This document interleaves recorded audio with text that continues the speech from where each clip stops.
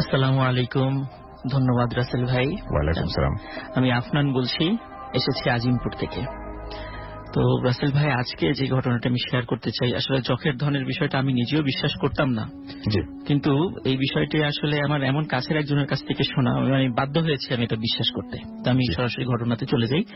তো ঘটনাটি যার সাথে ঘটেছে, তো তার হাজবেন্ড, উনি আবার আমার একটা খুব কাছের বড় ভাই আর কি। জি, জি। তো উনি ওনার স্ত্রীর দাদার সঙ্গে ঘটে যাওয়া যে ঘটনাটা এবং ওনার পুরো পরিবার যে সাফার করেছে সেই ঘটনাটি উনি আমার সাথে শেয়ার করেন। আমি সেভাবে আপনাদেরকে বলার চেষ্টা করবো ইনশাআল্লাহ। তো ঘটনাটি ঘটে দেশ বিভাগের আগে। আমার ওই যে বড় ভাইয়ের কথা বললাম, ওনার স্ত্রীর যে দাদা, উনি মুর্শিদাবাদে থাকতেন, ভারতের। আচ্ছা। তো উনি মুসলিম ছিলেন। আমরা তো জানি মোটামুটি জমিদাররা সাধারণত সনাতন ধর্মাবলম্বী হন, কিন্তু মুর্শিদাবাদে একজন জমিদার ছিলেন, তার সাথে ওই মুসলিম ওই ব্যক্তির সম্পর্কটা খুব ভালো ছিল। তো ভালো, যেহেতু উনি অনেক বড় মাপের একজন জমিদার ছিলেন, তো উনি ওনার বেশ কিছু জায়গা এবং জমিদারি একটা অংশ ওনাকে দেখাশোনা করার জন্য দিলেন, যে এই জায়গাটা জমিদারি তুমি করো। আচ্ছা। তো দেখা যাচ্ছে যে উনি খুব ভালো মতো প্রজাদের সাথে খুব ভালো আচরণ করেন, খুব ভালো ওখান থেকে রেভিনিউ কালেকশন হয়। তো যার কারণে ওনার প্রতি ওই জমিদারের বিশ্বস্তটাও খুব ভালো ছিল। কিন্তু আস্তে আস্তে উনি খুব ক্রুয়েল হয়ে পড়েন তার প্রজাদের উপরে, বিভিন্ন ধরনের নির্যাতন করতে থাকেন, বিভিন্ন ধরনের এই ধরনের আর কি জমিদাররা যা করে আর কি। তো কোন এক সময় একজন তান্ত্রিক এসে ওনাকে বলেন যে তুমি তো ভালো টাকা পয়সা ইনকাম করেছো, তো তোমার এই টাকা পয়সাগুলো তো একটু রক্ষণাবেক্ষণ করার দরকার। তো তুমি রক্ষণাবেক্ষণ করার জন্য আমি যেটা যেটা বলি তুমি সেটা করো। তো বলে ঠিক আছে, আপনি যেভাবে বলবেন আমি সেভাবে করব। তো উনি বলেন যে একটি পরিবারের সন্তান হতে হবে একজনই, এবং সেটা হতে হবে কন্যা সন্তান। তার বড় কোনো ভাই বোন থাকা যাবে না, এবং সেটা হতে হবে, তার বয়স হতে হবে 5 থেকে 8-এর মধ্যে, এবং তার বাবা মারা যেতে হবে, এরকম আর কি। শুধু মা থাকবে আর সন্তান থাকবে। তো এইরকম একটা ছোট বাচ্চা কন্যা শিশুকে তুমি জোগাড় করো। আসলে এইভাবে এই ধরনের রিকোয়ারমেন্টে কন্যা শিশু জোগাড় করা আসলে বেশ কঠিন, অনেক কঠিন, এরকম আসলে পাওয়া যায় না। তো এরকম অনেক খুঁজে খুঁজে উনি একটা পেলেন, যে ওনার জমিদারির থেকে পাশে একটু দূরে, একটু জঙ্গলের পাশে একটি কুড়ে ঘর আছে। ওখানে একজন মহিলা, উনি আবার চোখে দেখে না, অন্ধ আর কি। তো ওনার একটা ছোট বাচ্চা মেয়ে আছে। তার হাজবেন্ড অনেক আগে মারা গেছে, মেয়েটা অনেক ছোট থাকতে আর কি। তো ওই মেয়েটা সারা গ্রাম ঘুরে ওই মানুষের কাছ থেকে ওই ভিক্ষা করে কিছু নিয়ে আসে, তারপরে রান্না করে দুজন মিলে খায়। এইভাবে আর কি ওনাদের দিন চলে। তো অনেক কৌশলে ওই মেয়েকে জমিদার ধরে নিয়ে আসে। ধরে নিয়ে আসার পরে তো ওই যিনি তান্ত্রিক ছিলেন উনি বলেন যে তুমি মাটির নিচে একটা ঘর তৈরি করবা, আগে থেকে বলে রেখেছিল আর কি, ঘর তৈরি করবা, এবং ওখানে নির্দিষ্ট কিছু রিচুয়াল করে ওই তোমার ধন সম্পত্তি ওখানে রেখে ওই মেয়েটাকে ওই ঘরের মধ্যে আটকে রেখে আমরা বাইরে চলে আসবো। আচ্ছা। এবং ওই মেয়েটা ওখানে কান্নাকাটি করতে করতে মারা যাবে। ওর আত্মাটা ওখানে আটকা পড়ে যাবে, তোমার ধন সম্পত্তি সে পাহারা দেবে তোমার বিনা অনুমতিতে, অথবা তোমার বংশের কেউ ছাড়া ওই ধন সম্পত্তি কেউ নিতে পারবে না। যেটা যখের ধনের কথা, যেটা ওরকমই আর কি। তো সত্যি তাই, উনি ওই কাজটি করেন। খুব নির্মম একটা কাজ, কাজটা করেন। তো কাজ করার পরে প্রথম দিকে খুব বেশি অল্প কয়েকদিন কোনো সমস্যা হয়নি, কিন্তু ওই যে মা যে অন্ধ, তো ওনার তো খুবই কষ্ট হয়ে গেল আরো বেশি। উনি যখন জানতে পারলেন যে জমিদার তার কন্যার সাথে এই ধরনের একটা ঘটনা ঘটিয়েছে, উনি সমস্ত গ্রাম ঘুরে খুব কান্নাকাটি করতেন, প্রত্যেকের বাড়িতে যেতেন যে জমিদার এরকম একটা কাজ করলো, আমার এত বড় একটা ক্ষতি করলো, আল্লাহ কি এর বিচার করবে না? অবশ্যই আল্লাহ বিচার করবে। এরকম উনি ঘুরে ঘুরে খালি অভিশাপ দিতেন যে এটা হবে ওটা হবে, এরকম শুধু অভিশাপ দিতেন। এরকম উনি কান্নাকাটি করতে করতেই একসময় দেখা যায় উনি ওই কুড়ে ঘরের মধ্যেই মৃত্যুবরণ করেন, এবং ওনার ডেড বডিটাও মারা যাওয়ারও বেশ অনেকদিন পরে পাওয়া যায়, পচে গলে গিয়েছিল এরকম আর কি। ওনার দেখাশোনা করার কেউ ছিল না জঙ্গলের পাশে আর কি। তো কিছুদিন পরে, মাসখানেক পরে, জমিদার যিনি উনি নতুন নতুন কিছু ঘটনা ওনার সাথে ঘটতে থাকে। সেটা কেমন? তো আগেকার দিনে আমরা ঘর বাড়ি যেগুলো দেখতাম যে ওই ঘরের মধ্যেই আমরা যেমন বর্তমানে জানালার উপরে যেই সানসেট বা কার্নিশ যেটা বলি এরকম করা থাকে, ওরকম তো ঘরের ভিতরেও করা থাকে। আমরা দেখি যে ওর উপরে অনেক জরুরি মাল সামানাও অনেকে রাখেন আর কি ঘরের মধ্যে। এখন ওরকম তো যদিও দেখা যায় না। তো উনি রাতের বেলা খেয়াল করতেন যে কে যেন ওই কার্নিশের ওই উপরে ছোট আকৃতির একটা কালো ছায়ামূর্তি কিন্তু হু হু হু করে কান্নাকাটি করছে।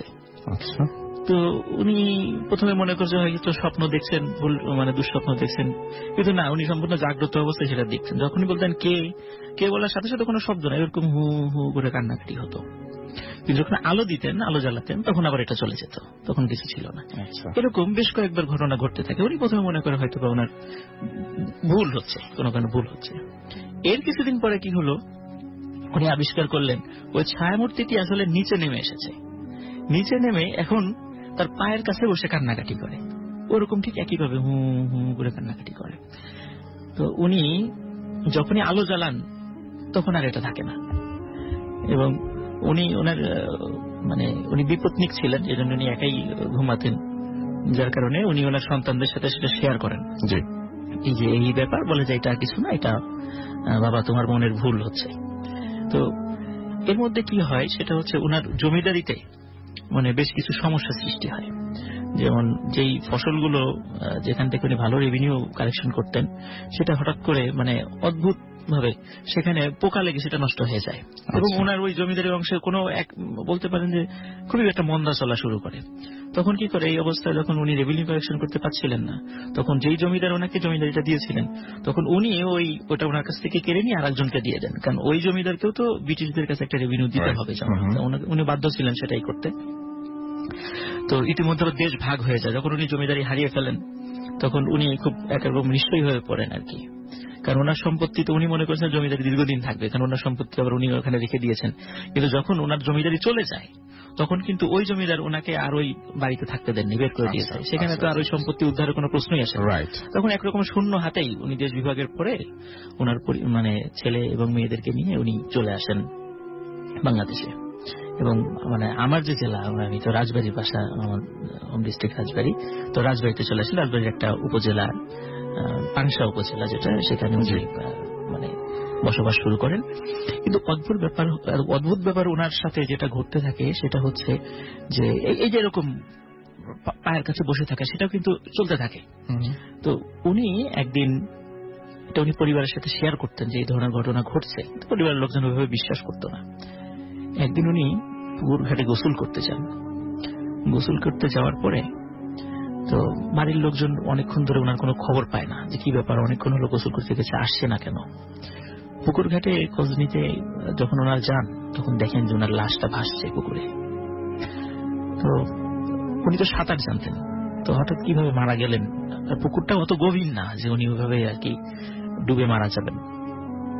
তো ওনার লাশটা যখন নিয়ে আসা হয়, আসল ভাই অদ্ভুত ব্যাপার, ওই ওনার পায়ের কাছে, ঠিক পায়ের গোড়ালির কাছে মনে হচ্ছে যে মানে ছোট হাত, দুই হাত ধরে কে যেন ওনার পায়ের গোড়ালির কাছে খুব চেপে ধরেছিল। মনে হচ্ছে চেপে ধরেই পানির নিচে নিয়ে গেছে, এবং ওই পানির নিচে নেওয়ার পরে ওই কারণে উনি মারা গেছেন।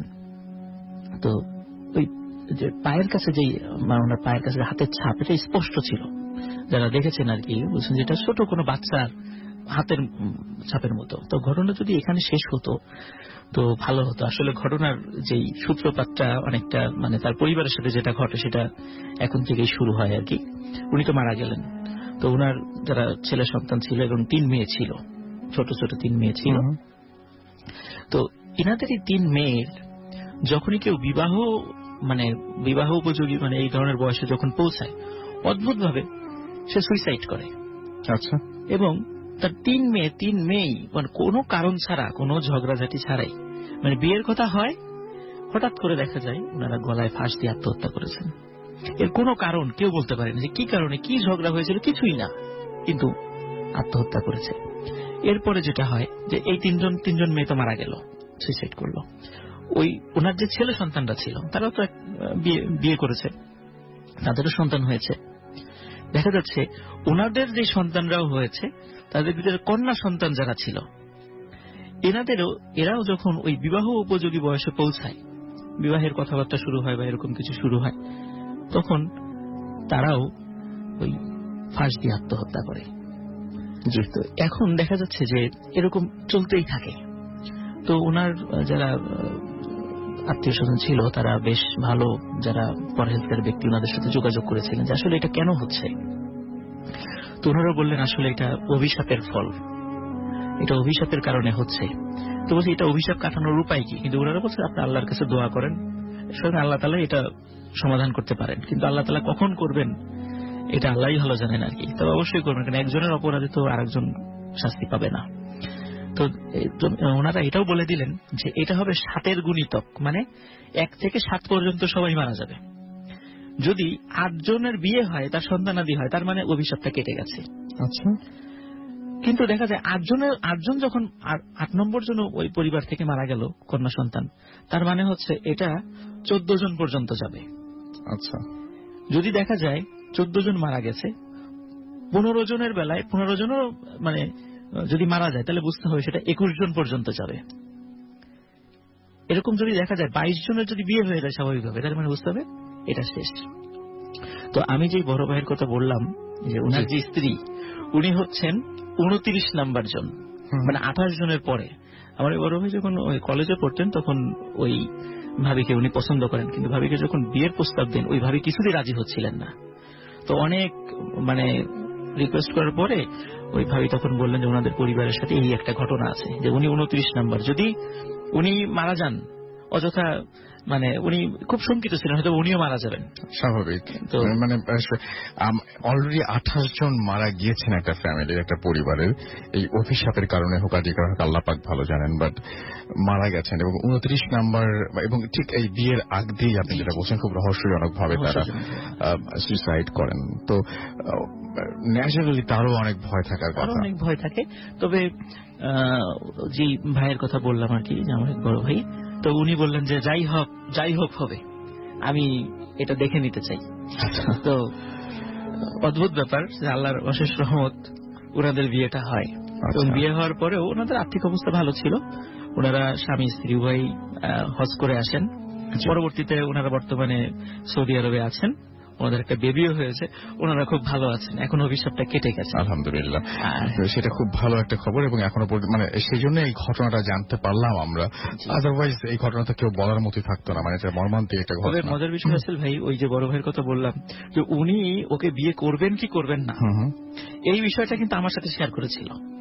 আচ্ছা, আমার সাথে শেয়ার করেছিল, তখন আমি বলেছিলাম ভাই মানে এটা আপনি করেন, এটা করেন, সাহস করে উদ্যোগ নেন। হয়তোবা ওই মেয়েদের সাথে যাদের বিয়ে হওয়ার কথা ছিল ওনারা হয়তো বিষয়টা জানতেন, আমার মনে হয় ওনারা হয়তো কোনো কারণে রাজি হন নাই, এরকম হয়তোবা কাপুরুষতার পরিচয়। আপনি সাহস করে আল্লাহর নামে এরকম সাহস করেন, ইনশাআল্লাহ আল্লাহ তাআলা আপনার ওসিলায় অন্তত এই বিপদটা কাটিয়ে দিতে পারে পরিবারের উপর থেকে। এবং সত্যি কিন্তু আসলে তাই। তবে আসলে একটা বিষয়, ওই যে উনি ওনার যে দাদা যে সম্পত্তিটা রেখে দিয়েছিলেন, এটা সম্পর্কে আমি পরবর্তীতে জানতে পেরেছি।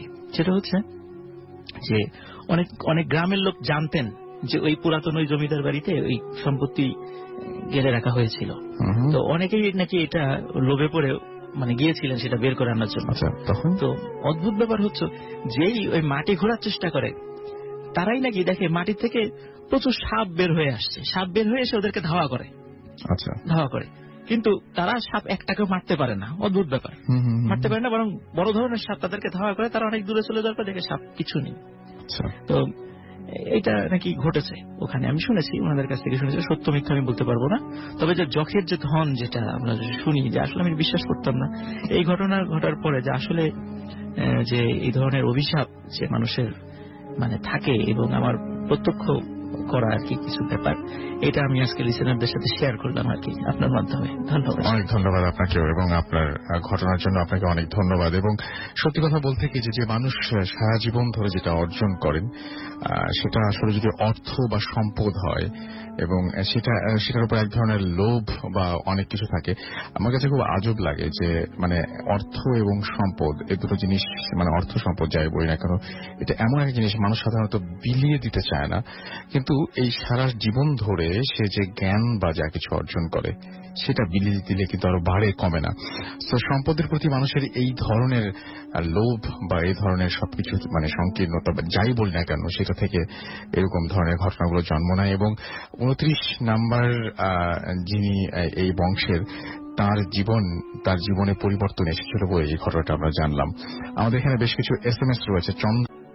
আমার নাম আব্দুর রৌফ, আমি আসছি টঙ্গী থেকে। ওকে, আব্দুর রৌফের একটা পরিচয় আমি দিয়ে দিই। জনাব আব্দুর রৌফ উনি রাতের বেলায় প্রচন্ড বিজি থাকেন, কাজকর্ম করেন রাতের বেলায় তিনি, এবং তিনি তার কাজ ফেলেই একরকম এসছেন এখানে আমাদের অনুরোধে। সো আশা করছি যে আপনাদের তার ঘটনা অনেক ভালো লাগবে, এবং তার ঘটনা ভালো বলেই আমাদেরকে আমন্ত্রণ জানিয়েছে। একটা রিকোয়েস্ট করে তাকে নিয়ে আসা হয়েছে।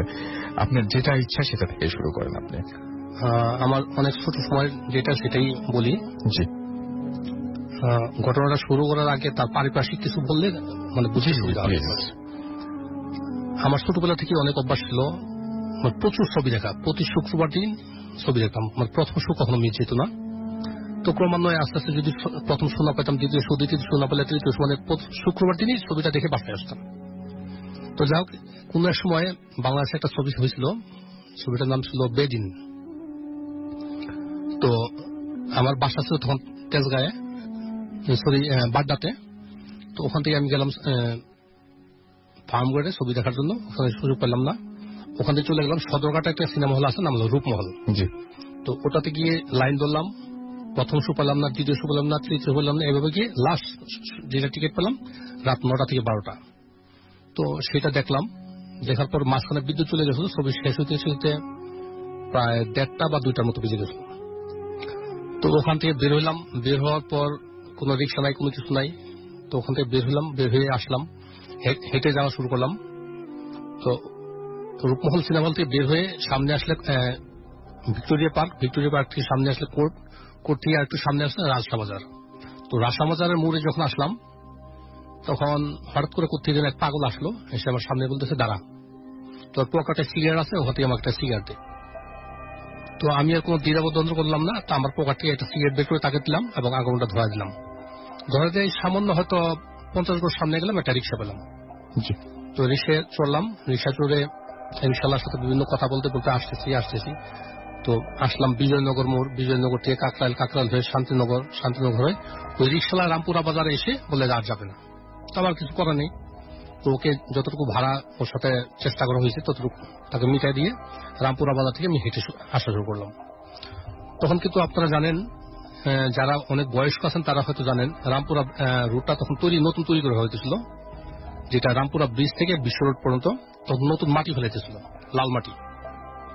আর রামপুরা ব্রিজের অল্প একটু সামনে একটা বিশাল বড় বট গাছ। তা আমি রামপুরা ব্রিজের কাছে এসে আর একটা সিগারেট ধরাইলাম, একটা সিগারেট ধরাবো। ঠিক ওই টাইমে ওই পাগলটা কোথায় জেনে আইসা বলতেছে, তোকে তো নিষেধ করলাম রাতে যাওয়ার জন্য, তুই আবার রওনা দিতে হোস, আর আইসা পড়ছো যেহেতু সাবধানে যাইস। তো বিশ্বাস করবেন, তখন কিন্তু রামপুরা ব্রিজে ওঠার জন্য সরাসরি কোনো রোড ছিল না। এটা উত্তর পারে ছিল একটা বাঁশের সাঁকোর মতো, আর দক্ষিণ পারে ছিল একটা কাঠের স্লিপার, যেটা দিয়ে উঠতে উঠতো। তো আমি কাঠের স্লিপারটা পার হয়ে উঠলাম রামপুরা ব্রিজে। রামপুরা ব্রিজটা পার হলাম, আবার বাঁশের সাঁকো দিয়ে এপারে আসলাম। ব্রিজে ওঠার আগেই আমি একটা বাস, যেহেতু ওই পাগলটা বলছিল সাবধানে যাইস, সেই জন্য একটা লাঠি জোগাড় করে নিয়েছিলাম। আচ্ছা, লাঠি জোগাড় করে নিয়ে এই পার আসলাম।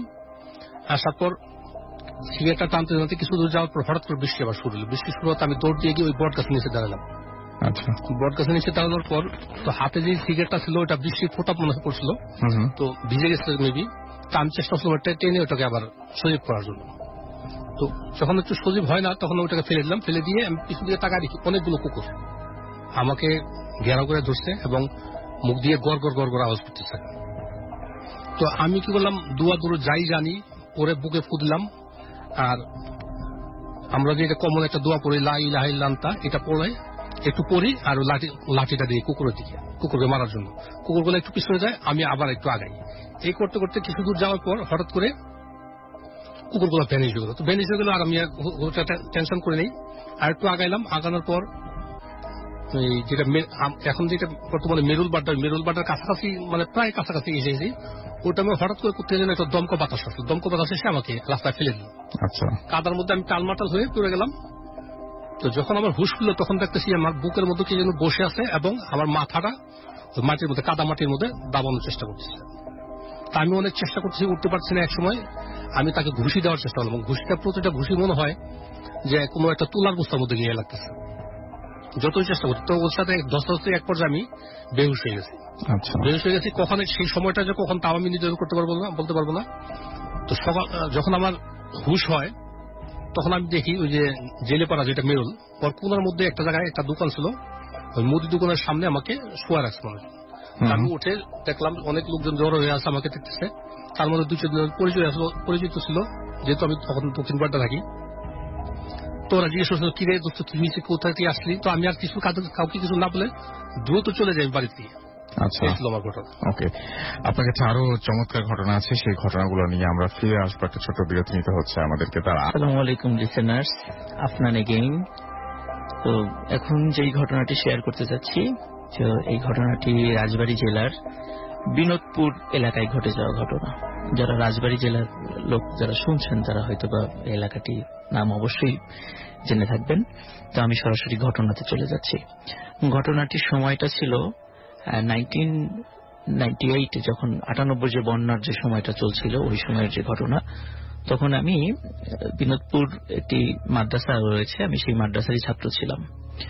তো আমাদের মাদ্রাসার যেহেতু মানে অ্যাকোমোডেশন ব্যবস্থা ওই সময় অতটা ভালো ছিল না, তখন বেশ কিছু ছাত্ররা মসজিদেই ঘুমাতো। ওই মসজিদে যিনি মুয়াজ্জিন সাহেব ছিলেন, উনিও একসাথে আমরা ঘুমাতাম আর কি।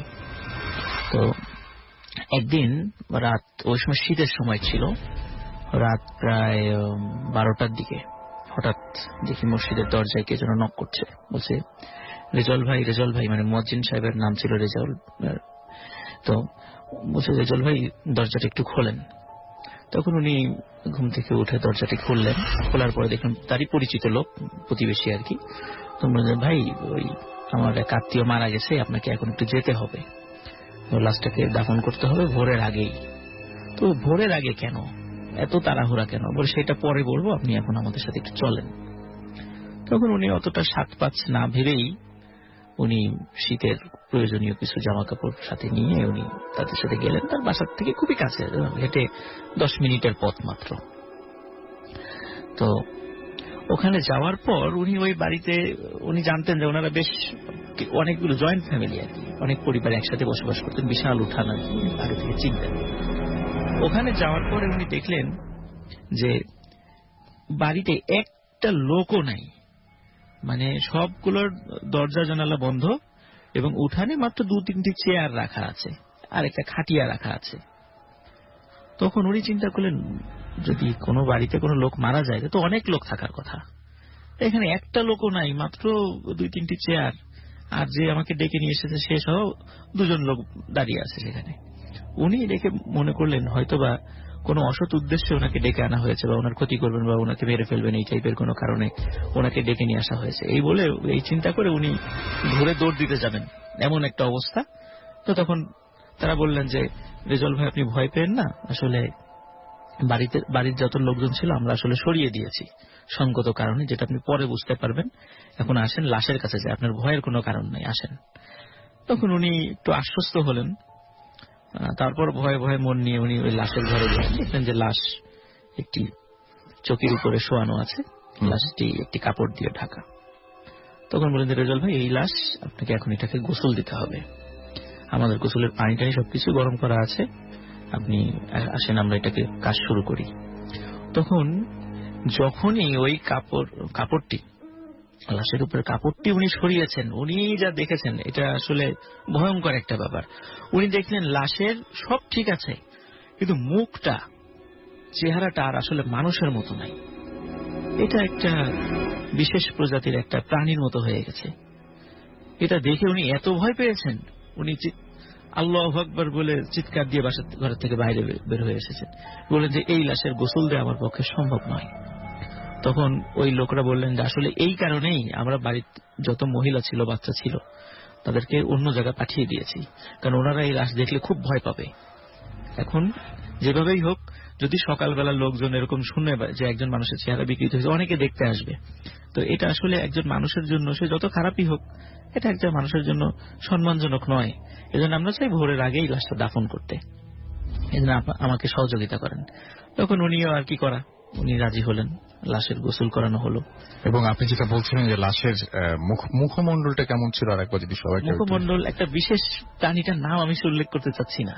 আচ্ছা, আমরা খুবই এটা অপছন্দ করি, একটা বিশেষ প্রাণী, তো ওইটার মতো চেহারা হয়ে গেছিল। ওকে, তো বেশ ভয়ঙ্কর ছিল, বেশ ভয়ঙ্কর, খুবই ভয়ঙ্কর ছিল। একটা মানুষের চেহারা যদি ওরকম হয়ে যায় সেটা তো আসলে কিভাবে দেখা যায়, মানে সমস্ত বডি মানুষের মতো, কিন্তু মুখটা একটা প্রাণীর মতো, এটা আসলে খুবই ভয়ঙ্কর। এটা আমরা কল্পনা করলেই বুঝতে পারছি আর কি। তো লাশটা গোসল করানোর পরে কাফন পরানোর পরে খাটিয়া ধরার জন্য উনি সহ সর্বসাকুল্যে 10 থেকে 12 জন ব্যক্তি ছিল এখানে, 10 থেকে 12 জন। তখন বললো যে ভাই চলেন আমরা কবরস্থানে গিয়েই আমরাই জানাজা করিয়ে লাশটা দাফন করব। তখন উনি গেলেন। তো জায়গাটা যেখানে কবর যেটা হয়েছে, রাজবাড়ি যারা আছেন তারা হয়তো একটু খেয়াল করবেন যে এটা লোকশেড যে জায়গাটা আছে রাজবাড়িতে, তো লোকশেডের ওই জায়গাটা এমনিতেই হন্টেড, অনেকেই সেটা জানেন। তো ওইখানে একটা মুসলিম কবরস্থান আছে, তো ওই কবরস্থানে ওই লাশটা দাফন হয়েছিল। তো ওইখানে যখন লাশটা নিয়ে গেলেন, নিয়ে যাওয়ার পরে দেখলেন যে ওই কবরের কাছে 2 জন ব্যক্তি বসা যারা কবর খুঁড়েছেন। তো কবরের কাছে যাওয়ার পরে মুয়াজ্জিন সাহেব মানে রেজাউল উনি খুব ধমক দিলেন ওই 2 জনকে, কি ব্যাপার, তোমাদের তো অনেক আগে থেকেই জানি যে তোমরা ভালো কবর খোঁড়ো, তোমাদের তো জানা উচিত যে একটা কবরের মাপ কেমন হতে হবে, তো তোমরা এই বাচ্চাদের মতো করে কবর খুঁড়েছো কেন? এটা কি বাচ্চার কবর? ওনারা বলতেছেন যে ভাই আপনি তাকিয়ে দেখেন ডানে বায়ে কি পরিমাণ মাটির স্তূপ জমা হয়ে আছে, এখানে মিনিমাম 5-6টা কবরের মাটির স্তূপ জমা হয়ে আছে এখানে। তো কি কারণে এরকম? বলে আমরা ঠিক মাপ মতোই কবর খুঁড়ি, কিন্তু কবর খোঁড়ার পরে কিছুক্ষণ পরে আবার যখন কবরের দিকে তাকাই দেখি কবরটি ডানে বায়ে সামনে পিছনে ছোট হয়ে এসেছে। তখন আমরা আবার সেটা খুঁড়ি, আবার খোঁড়ার পরে কিছুক্ষণ পরে তাকিয়ে দেখি ঠিক একই অবস্থা, ডানে বায়ে সামনে পিছন থেকে চেপে এসেছে। আমরা একাধিকবার এই কাজটা করেছি। এই যে যত মাটি দেখছেন মাটি ঢিবি হয়ে গেছে, এটা এই সেই মাটি। আমাদের পক্ষে নতুন করে আর কবর করা সম্ভব না, আমরা ক্লান্ত হয়ে গেছি। এই অল্প জায়গার মধ্যেই এনাকে দাফন করতে হবে, আমাদের পক্ষে সম্ভব নয়। তখন কি করা? এখন কবরটা রাসেল ভাই এত ছোট হয়ে গেছিল যে ওনার যে স্বাভাবিক যে দেহের যে মাপ, এই মাপে আসলে কবরে রাখা যাচ্ছিল না। এটাই আমার কাছে অস্বাভাবিক লেগেছে। বাধ্য হয়ে ওনার হাঁটু ভাঁজ করে ওনাকে কবরে রাখতে হয়েছে। কবরে যে ব্যক্তিটি ওনাকে নামিয়েছেন, উনি নামার পরে হঠাৎ করে বলছেন যে এই তাড়াতাড়ি আমাকে টেনে তোল, আমার পা দুটো মনে হচ্ছে অবশ হয়ে গেছে, আমি উঠতে পারছি না কবর থেকে। তখন অন্যরা তাড়াতাড়ি করে ওনাকে সেখান থেকে টেনে তুললেন। টেনে তোলার পরে উনি অনেকক্ষণ মানে হাঁটতে মানে পা ওরকম মানে একটা অবশ হওয়ার মতো অবস্থা ছিল, অনেকক্ষণ হাঁটতে পারেননি। তো যাই হোক, ওনার পাটা ঠিক হওয়ার পরে তারপর সেখানে কবরের উপরে প্রথমে বাঁশ দেয়া হয়। বাঁশ দেওয়ার পরে যখনই একটা চাটাই বিছানো হয়েছে, তখনই হঠাৎ করে ভিতর থেকে মট মট মট মট আওয়াজ শুরু হয়ে গেছে, মনে হচ্ছে হাড় ভাঙার আওয়াজ। তো ওই আওয়াজ যখনই ওই আশেপাশে যারা ছিল, ওই কবর যারা দিচ্ছিলেন, যখনই তাদের কানে এসেছে, ওনারা ভয় পেয়ে সবাই যে যার সর্বশক্তি নিয়ে দৌড়ে অনেক দূরে সরে গেছেন। তো ওই যে মুয়াজ্জিন সাহেবের কথা বললাম, উনিও খুবই ভয় পেয়েছেন। ভয় পেয়ে উনিও দূরে সরে গেছেন, কিন্তু উনি চিন্তা করছেন এখন উনিও যদি ভয় পান তাহলে তো আসলে একজন লোক ওখানে থাকবে না কবরের মাটি দেওয়ার মতো। তখন উনি অন্যদেরকে সাহস করে মানে সাহস দিচ্ছেন যে তোমরা এদিকে আসো, আসলে ওটা কিছু না, এমনি শব্দ, এটা আমাদের মনের ভুল, রাতের বেলা তো হয়তো মনের ভুল হয়েছে, তোমরা আসো। তো তারপরে সবাই আসলেন। আসার পরে দ্রুততার সাথে কবরটা দেওয়ার পরে সবাই চলে গেলেন। চলে যাওয়ার পরে রাসেল ভাই পরবর্তীতে যেটা আমি জানতে পেরেছি যে সেটা হচ্ছে যে ব্যক্তিটি উনি যার কবরটা দেওয়া হয়েছিল আর কি, উনি ব্ল্যাক ম্যাজিক প্র্যাকটিস করতেন এবং ওনার সন্তান যারা ছিল শিশু বয়সী সন্তানরা মারা যায় এবং ওনার স্ত্রীও মারা যান, এবং ওনার স্ত্রী মারা যাওয়ার পর উনি আর বিবাহ করেন নাই, এবং উনি বিভিন্ন লোক ব্ল্যাক ম্যাজিকের জন্য তার কাছে আসতো, তো উনি সেগুলো করে দিতেন। তো আমরা যে ঘটনাটি, এই ঘটনাটির একজন বর্তমানে ওই শবযাত্রার সাথে যে 10-12 জন ছিল, এর ভিতরে একজন ব্যক্তি এখন পর্যন্ত জীবিত আছেন। উনি বিনোদপুর হাফেজিয়া মাদ্রাসার ওই মসজিদের মুয়াজ্জিন সাহেব, ওনার নাম রেজাউল। যারা এই ঘটনার মানে যদি সত্যতা যাচাই করতে চান, সেক্ষেত্রে রাজবাড়িতে বিনোদপুর এলাকার ওই বিনোদপুর হাফেজিয়া মাদ্রাসার মসজিদের মুয়াজ্জিন সাহেব এখনো জীবিত আছেন, ওনাদের কাছ থেকে এই ঘটনাটা আসলে সত্যতা যাচাই করতে পারেন। তো এখানে রাসেল ভাই আসলে এই যে ব্ল্যাক ম্যাজিকের যে ব্যাপারটা, যে আসলে আমরা অনেক সময় দেখা যাচ্ছে ব্ল্যাক ম্যাজিকে সহযোগিতাও করি পরোক্ষভাবে, কিন্তু আসলে এর পরিণতিটা যে কি এটা আসলে কিন্তু আল্লাহ তাআলা দুনিয়াতেই অনেক সময় দেখিয়ে দেন, আমাদেরকে সতর্ক করেন। ধন্যবাদ রাসেল ভাই। এটা এবং এটা মানে যারা প্র্যাকটিস করেন বা যাদের এর প্রতি আগ্রহ আছে তাদেরকে আসলে মানে উৎসাহ দেওয়ার তো কোনো কারণই নাই। আমরা মানে কি বলবো যে আমরা খুব হার্ডলি আমরা নিষেধ করব, মানে আমরা খুবই নিষেধ করবো খুব মানে এই ধরনের কোনো কিছুতে না যাওয়া, এবং মানে এটার পরিণতি খারাপ হোক আর ভালো হোক, এটা নিষিদ্ধ জিনিস আমরা কেন প্র্যাকটিস করব, সেটাই আমাদের কাছে সবার কাছে কাম্য। এবং আশা করছি এই ঘটনা আপনাদের অনেক ভালো লেগেছে। আমরা চলে যাব আমাদের পরবর্তী ঘটনা। জি, আমার নাম আব্দুল রউফ, জি, এসছি টঙ্গী থেকে। জি, আমি এখন যে ঘটনাটা বলবো সেটা হলো গুলশান 2 নম্বরেই সঙ্গত করানো বিল্ডিংটার নামটা বলছি না, জি, আপনি হয়তো বুঝতে পারবেন। জি, তো ওই বিল্ডিংটার 8 তলায় যখন আমি আইডিবিতে চাকরি করি তখন একটা কন্ট্রাক্ট পেয়েছিলাম কাজের, নেটওয়ার্কের কাজ করার। 10টা পিসি অ্যামাউন্ট ভালো ছিল, বিদায় বৃহস্পতিবার দিন রাতে আমি বিল্ডিং এ চলে আসলাম কাজ করার জন্য। আসার পর যার সাথে কন্ট্যাক্ট ছিল সে আমাকে সব কাজ বুঝাই দিয়ে তারা চলে এলো। যেহেতু কাজটা করবে রাতে, 10টা পিসির কাজ নেটওয়ার্ক করে উইন্ডোজ সেট আপ দেওয়া, মানে মোটামুটি পুরো রাত্র লেগে যাবে। তো যাক, ওরা অফিস থেকে চলে যাওয়ার পর আমি যথারীতি কাজ শুরু করলাম। কেবলগুলো প্রতিটা পিসি অন্তর মাপ দিয়ে কাটলাম, কেটে পিসি মানে দেয়ালের কিনারে দিয়ে পিসি পর্যন্ত টানলাম, টেনে দিয়ে 2-3টা কেবল পাঞ্চ করলাম, RJ45 কানেক্টর পাঞ্চ করলাম। পাঞ্চ করে মানে মোটামুটি একটা প্রস্তুতি পর্যায়ে যাচ্ছি, তখন হঠাৎ করে কারেন্টটা চলে গেল। তো হাতে ঘড়ি ছিল না, তো অনুমান করলাম তখন রাত্রে 11টা বা 11:30 হবে। কারেন্ট চলে যাওয়াতে ইমার্জেন্সি হিসেবে একটা মোমবাতি ছিল, সেটা ধরালাম। ধরাইয়া তারপর আমি এশার নামাজ পড়লাম, তারপর রাতের খাবার শেষ করলাম। তো মিন টাইম আমার যেহেতু মোমবাতিটা পুরনো ছিল, অল্প একটু ছিল, তো ওই সময় মোমবাতিটা শেষ হয়ে গেল। তো তখন আমি পকেট থেকে ম্যাচ বের করলাম, ওই মোমবাতিটা না ধরে আমি একটা সিগারেট ধরাবো, তখন পিছন থেকে কে যেন আমাকে বললো যে ভাই এটা ম্যাচটা জ্বালায়েন না। আমি মনে করলাম যে হয়তো দারোয়ান আসছে, নিচে যে দারোয়ান ছিল দারোয়ান আসছে আমাকে সেভ করার জন্য। তা আমি দারোয়ানকে জিজ্ঞেস করলাম যে আপনি দরজা বন্ধ আসলেন কি করে? বললাম যে আমরা এসেছি, আমাদের উস্তাদ আমাকে বলছে আপনাকে কাজে সাহায্য করার জন্য। তা আমি বললাম যে আপনারা এখানে কতজন? ও বললো যে আমরা 10-12 জন আছি। তখন 10-12 জন আপনারা দরজা লক করে আপনারা ঢুকলেন কিভাবে? সেইটা প্রশ্নের উত্তর আপনার জানার দরকার নেই, আপনি বলেন আপনাকে আমরা কিভাবে হেল্প করতে পারি। আচ্ছা। তখন বললাম আমি যে আপনাদের কি উস্তাদকে আমি আপনাদেরকে চিনি না যাই নাই, অন্ধকারের মধ্যে আপনাদের কাজ করবেন কিভাবে? তখন বললো যে আপনি অন্ধকার হাতে একটা কাজ আমাকে দেখায় দেন, বাকিটা আমরা করে দিচ্ছি, আমাদের জন্য অন্ধকার কোনো সমস্যা নেই। তখন আমি অনেক কষ্ট করে একটা কেবলের কানেকশন পাঞ্চ করে আবার নতুন একটা পিসিতে কানেক্ট করে দিলাম, এবং ওই কেবলটা ইলেকট্রিক চ্যানেলের ভিতরে ঢুকাইতে হবে সেটা দেখাই দিলাম। আচ্ছা। এই অন্ধকারের মধ্যে হাতে দেখা দিলাম। তখন তারা বললো যে আপনি কি এই চেয়ারটায় বসেন, আমরা কাজ করতেছি। আনুমানিক 10 থেকে 15 মিনিট খুটখাট আওয়াজ হলো, তখন তারা বললো যে কাজ শেষ। তারপরে কিভাবে শেষ হলো? বললো যে হ্যাঁ কাজ শেষ হয়ে গেছে, আরো কোনো কাজ আছে কিনা বলেন। আমি বললাম যে অন্ধকারের মধ্যে কোনো কাজই করা সম্ভব, আপনারা তো করে ফেলছেন। তো বললো তাহলে আমরা চলি বলে একজন আমাকে সালাম দিল, আসসালামু আলাইকুম, বাস, আর কোনো আওয়াজ নেই। আমি বললাম ভাই দাঁড়ান আমার কথা শুনে, কেউ আর নাই, সবাই চলে গেল। যাই হোক, আমি বসে রইলাম, বসে থাকতে হঠাৎ করে কারেন্ট আসলো। তো কখন কারেন্ট আসলো? এই সময়টা অনেক লম্বা একটা সময়ের পরে কারেন্ট আসলো। কারেন্ট আসার পর আমি আবার কাজ শুরু করলাম, কাজ শুরু করে সবগুলো পিসি কানেক্ট করলাম, কানেক্ট করে উইন্ডোজ সেট আপ দিলাম। সেটা সকাল হয়ে গেল, পরে আমি চলে গেলাম। এই ছিল আমার কথা। ওকে, সো আপনি এখনো পর্যন্ত জানেন না আসলে তারা কে ছিল? না, আমি জানি না, এখনো পর্যন্ত জানেন না। অনেক ধন্যবাদ আপনাকে আপনার ঘটনার জন্য, এবং আশা করছি যে আপনাদের ঘটনাটা ভালো লেগেছে। এবং তার কাছে আমরা আরেকটা ঘটনা আছে, সেই ঘটনা যদি পরবর্তীতে সময় পাই তাহলে আবার শোনাবো।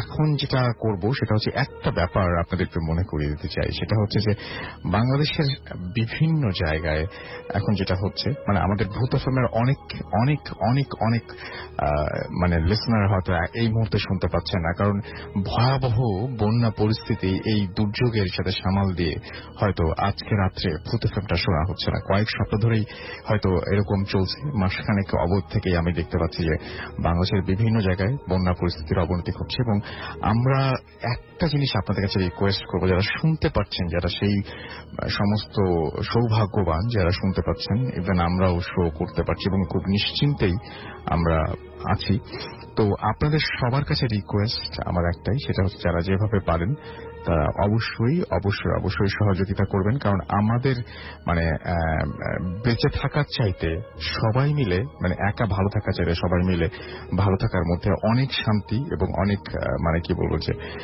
আল্লাহকেও খুশি করা হয়, নিজেরাও অনেক ভালো থাকবেন সেটাই আশা করব। এবং আমার মনে হয় যে যেভাবে পারেন সেই দুর্গত মানুষদের পাশে দাঁড়াবেন, এবং আপনারা অবশ্যই সেটা করবেন, সেটা আমি জানি। জাস্ট আমি একটু মনে করিয়ে দিলাম আর কি। হ্যালো রাসেল ভাইয়া, আসসালামু আলাইকুম। আমি আপনাদের একজন নিয়মিত শ্রোতা, প্রায় প্রতিটি এপিসোডই আমার শোনা হয়েছে। তো this is the first time I am sending any recording, so আশা করি ভালো লাগলে শোনাবেন। ঘটনাটি ঘটে ভারতের আসামে। একজন টেলিকম ইঞ্জিনিয়ার যিনি বাংলাদেশের একটি বহুজাতিক কোম্পানিতে কর্মরত আছেন, উনি ঘটনাটি আমার সাথে শেয়ার করেছেন। আমি কোম্পানিটির নাম বলছি না, because it's a very renowned company and সবাই এটা চেনে। তো এনিওয়ে, উনি আসামে যখন ওনার পোস্টিং ছিল, তো ওখানকার একজন ইনফ্লুয়েন্সিয়াল লোক তার ছেলের চাকরির জন্য একটি সিভি শাহাদাত ভাইকে ফরওয়ার্ড করে। তো ছেলেটি রেগুলার ইন্টারভিউ, রিটেন টেস্ট, সব রেগুলার প্রসেস ফলো করে ছেলেটার চাকরি হয়। and he was a very bright young recent graduate. তো শাহাদাত ভাইয়ের আন্ডারেই ছেলেটির অ্যাপয়েন্টমেন্ট হয়। তো ছেলেটি টেলিকম ইঞ্জিনিয়ার ছিল বলে আপনারা জানেন যে টেলিকমে বিভিন্ন টাওয়ার থাকে রিমোট এরিয়াতে, সেই টাওয়ারগুলো রেগুলার বেসিসে ইন্সপেকশনে যেতে হয়, কোয়ালিটি চেক করতে হয় যে টাওয়ারগুলো কাজ করছে কিনা ঠিক মতো, এটা মনিটর করতে হয়। তো একটা সময় ছেলেটিকে শাহাদাত ভাই এরকম একটি রিমোট এরিয়াতে পাঠান আসামে। ছেলেটির ফটোগ্রাফির শখ ছিল। তো যাওয়ার আগে শাহাদাত ভাই ওনাকে বলে যে তুমি যখন যাচ্ছ তোমার ডিএসএলআরটা নিয়ে যেও, কাজের ফাঁকে ওখানে তুমি ফটোগ্রাফিটা করতে পারো, কিছু সিনারি আছে সুন্দর, সো তুমি ওখানে ছবি তুলতে পারো, so take your DSLR with you. তো ছেলেটি সেখানে যায়, একটা রিসোর্টে ওঠে, এবং ছেলেটির সাথে একটা গাড়ি থাকে, ওখানকার একটা লোকাল রেন্টে কার থেকে একটা গাড়ি সে নেয়। ওই গাড়ি দিয়ে সে বিভিন্ন জায়গায় ঘুরতো কাজের পর, দেন ছবি তুলত। তো ওখানে যাওয়ার পরে থার্ড ডেতে ছেলেটির ড্রাইভার একদিন শাহাদাত ভাইকে ফোন করে বলে যে স্যারকে তো পাওয়া যাচ্ছে না। তো শাহাদাত ভাই বলে যে পাওয়া যাচ্ছে না মানে কি? তো বলে যে আমরা ঘুরতে ঘুরতে একটা ছোট পাহাড়ি নদীর কাছে এসে দাঁড়াই, লাইক আমাদের সিলেটের জাফলং এ যেরকম খুব শ্যালো কিছু রিভার আছে, যে নিচে পাথর দেখা যাচ্ছে, ওপরে পানির ফ্লো, দাঁড়ালে হয়তো জাস্ট হাঁটুর নিচে পানি থাকে, এরকম একটি স্ট্রিম, ওয়াটার স্ট্রিম, ওখানে তারা ছবি তোলার জন্য যায়। তো ছেলেটি তখন ড্রাইভারকে বলে যে ভাইয়া আমার ক্যামেরাটা গাড়িতে আছে, সো আপনি একটু গাড়ি থেকে ক্যামেরাটা নিয়ে আসেন। তো গাড়িটা একটু উঁচু জায়গায় ছিল, একটা পাহাড়ের উপরে। তো ড্রাইভারের ভাষ্য মতে সে ক্যামেরাটা নিয়ে যখন এসে দেখে ছেলেটি ওখানে নাই। শেষবার যখন ওকে দেখে যায় তখন ছেলেটি একটা বড় উঁচু পাথরের উপরে বসেছিল। তো এসে দেখে ছেলেটি ওখানে নাই।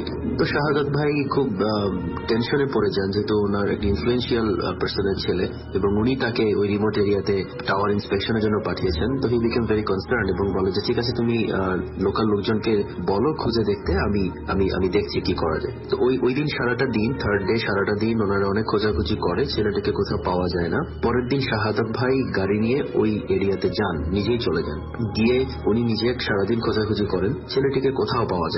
তো ইন দি এন্ড শাহাদাত ভাই ছেলেটির বাবাকে ইনফর্ম করে। তো ছেলেটির বাবা খবর পেয়ে সাথে সাথে ওখানে ছুটে যান। তো ওই এরিয়াতে একটা আর্মি ক্যাম্প ছিল, ইন্ডিয়ান আর্মি, এবং ওই আর্মি ক্যাম্পের যিনি ইনচার্জ, যিনি হাই অফিসিয়াল, উনি ওই ভদ্রলোকের ক্লোজ ফ্রেন্ড। তো উনি আর্মি পার্সনটাকে রিকোয়েস্ট করেন যে তাদের সোলজারকে যাতে একটু খোঁজার জন্য ডিপ্লয় করে। তো আর্মির একটা ফুড সোলজার, কিছু সোলজার ওখানে খোঁজাখুঁজির কাজে নেমে যায়। আশেপাশে পুরো এরিয়াটা পাহাড় দিয়ে ঘেরা এবং বেশ ঘন বন জঙ্গল চারপাশে। তারা জঙ্গলেও খোঁজাখুঁজি করে যে কোনো বাঘ নিয়ে গেল কিনা বা কোনো হিংস্র পশু তাকে টেনে নিয়ে গেল কিনা ভেতরে। তো সেটাও তারা দেখলো যে না, ওখানে বাঘ যদি টেনে নিয়েও যায় সেখানে ব্লাড থাকে বা টেনে হিচড়ে নিয়ে যাওয়ার একটা সাইন থাকে, তো এরকম কিছুই ছিল না, একদম ক্লিন, পুরো জায়গাটা একদম clean. There was no sign at all যে এখানে কোনো একটা কিছু অকারেন্স হয়ে থাকতে পারে, একদম একদম ক্লিন এরিয়া ছিল। তো তারা সারাদিন খুঁজে কোনো ক্লু পাচ্ছিল না যে আসলে কোথায় গেল যে জলজ্যান্ত মানুষ। তো যখন কোনো কিছুতে কাজ হচ্ছিল না তখন একজন লোকাল লোক এসে শাহাদাত ভাইকে বলে যে স্যার এখানে একজন মঙ্ক আছে পাহাড়ের ওপরে, so let's go to him, দেখা যাক উনি অল্টারনেটিভ কোনো সলিউশন দিতে পারেন কিনা, ছেলেটা কোথায় আছে বা কি হলো। তো ওনারা যখন খোঁজাখুঁজি করে পাচ্ছিলেন না, একেবারেই কোনো কিছুতে কাজ হচ্ছিল না, তো তখন তারা ডিসাইড করলেন okay let's go to the Monk. তো শাহাদাত ভাই যেটা আমাকে বলছিলেন যে মঙ্কের কাছে গিয়ে তারা বেশ সারপ্রাইজ যে monk was very smart, English speaking, well dressed monk. I mean মঙ্কের যে একটা ট্রেডিশনাল ইমেজ আমাদের কাছে আছে, হি ওয়াজ ভেরি ডিফারেন্ট। তো মঙ্কে গিয়ে বললো যে এরকম একটা ছেলে এখানে কাজ করতে এসছে, 2 দিন ধরে তাকে পাওয়া যাচ্ছে না, আপনি যদি একটু হেল্প করতেন আমাকে ছেলেটাকে লোকেট করতে।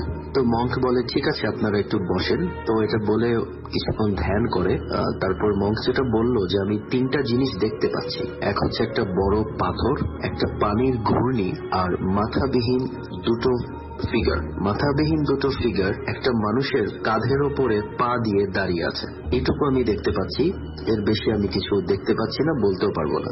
বাট আরেকটা কথা উনি মঙ্ক বলেছিল যে ওই ফিগার দুটো ছেলেটাকে 7 দিন আটকে রাখবে, 7 দিনের আগে ওকে ছাড়বে না। সো কোনো চেষ্টা করে লাভ নেই, আপনারা খোঁজাখুঁজি করছেন বা কোনো কিছু করে ওকে ছাড়ানো যাবে না। ঠিক 7th ডেতে ওকে দে উইল রিটার্ন হিম, ঠিক 7th ডেতে ওকে ওরা ফেরত দেবে।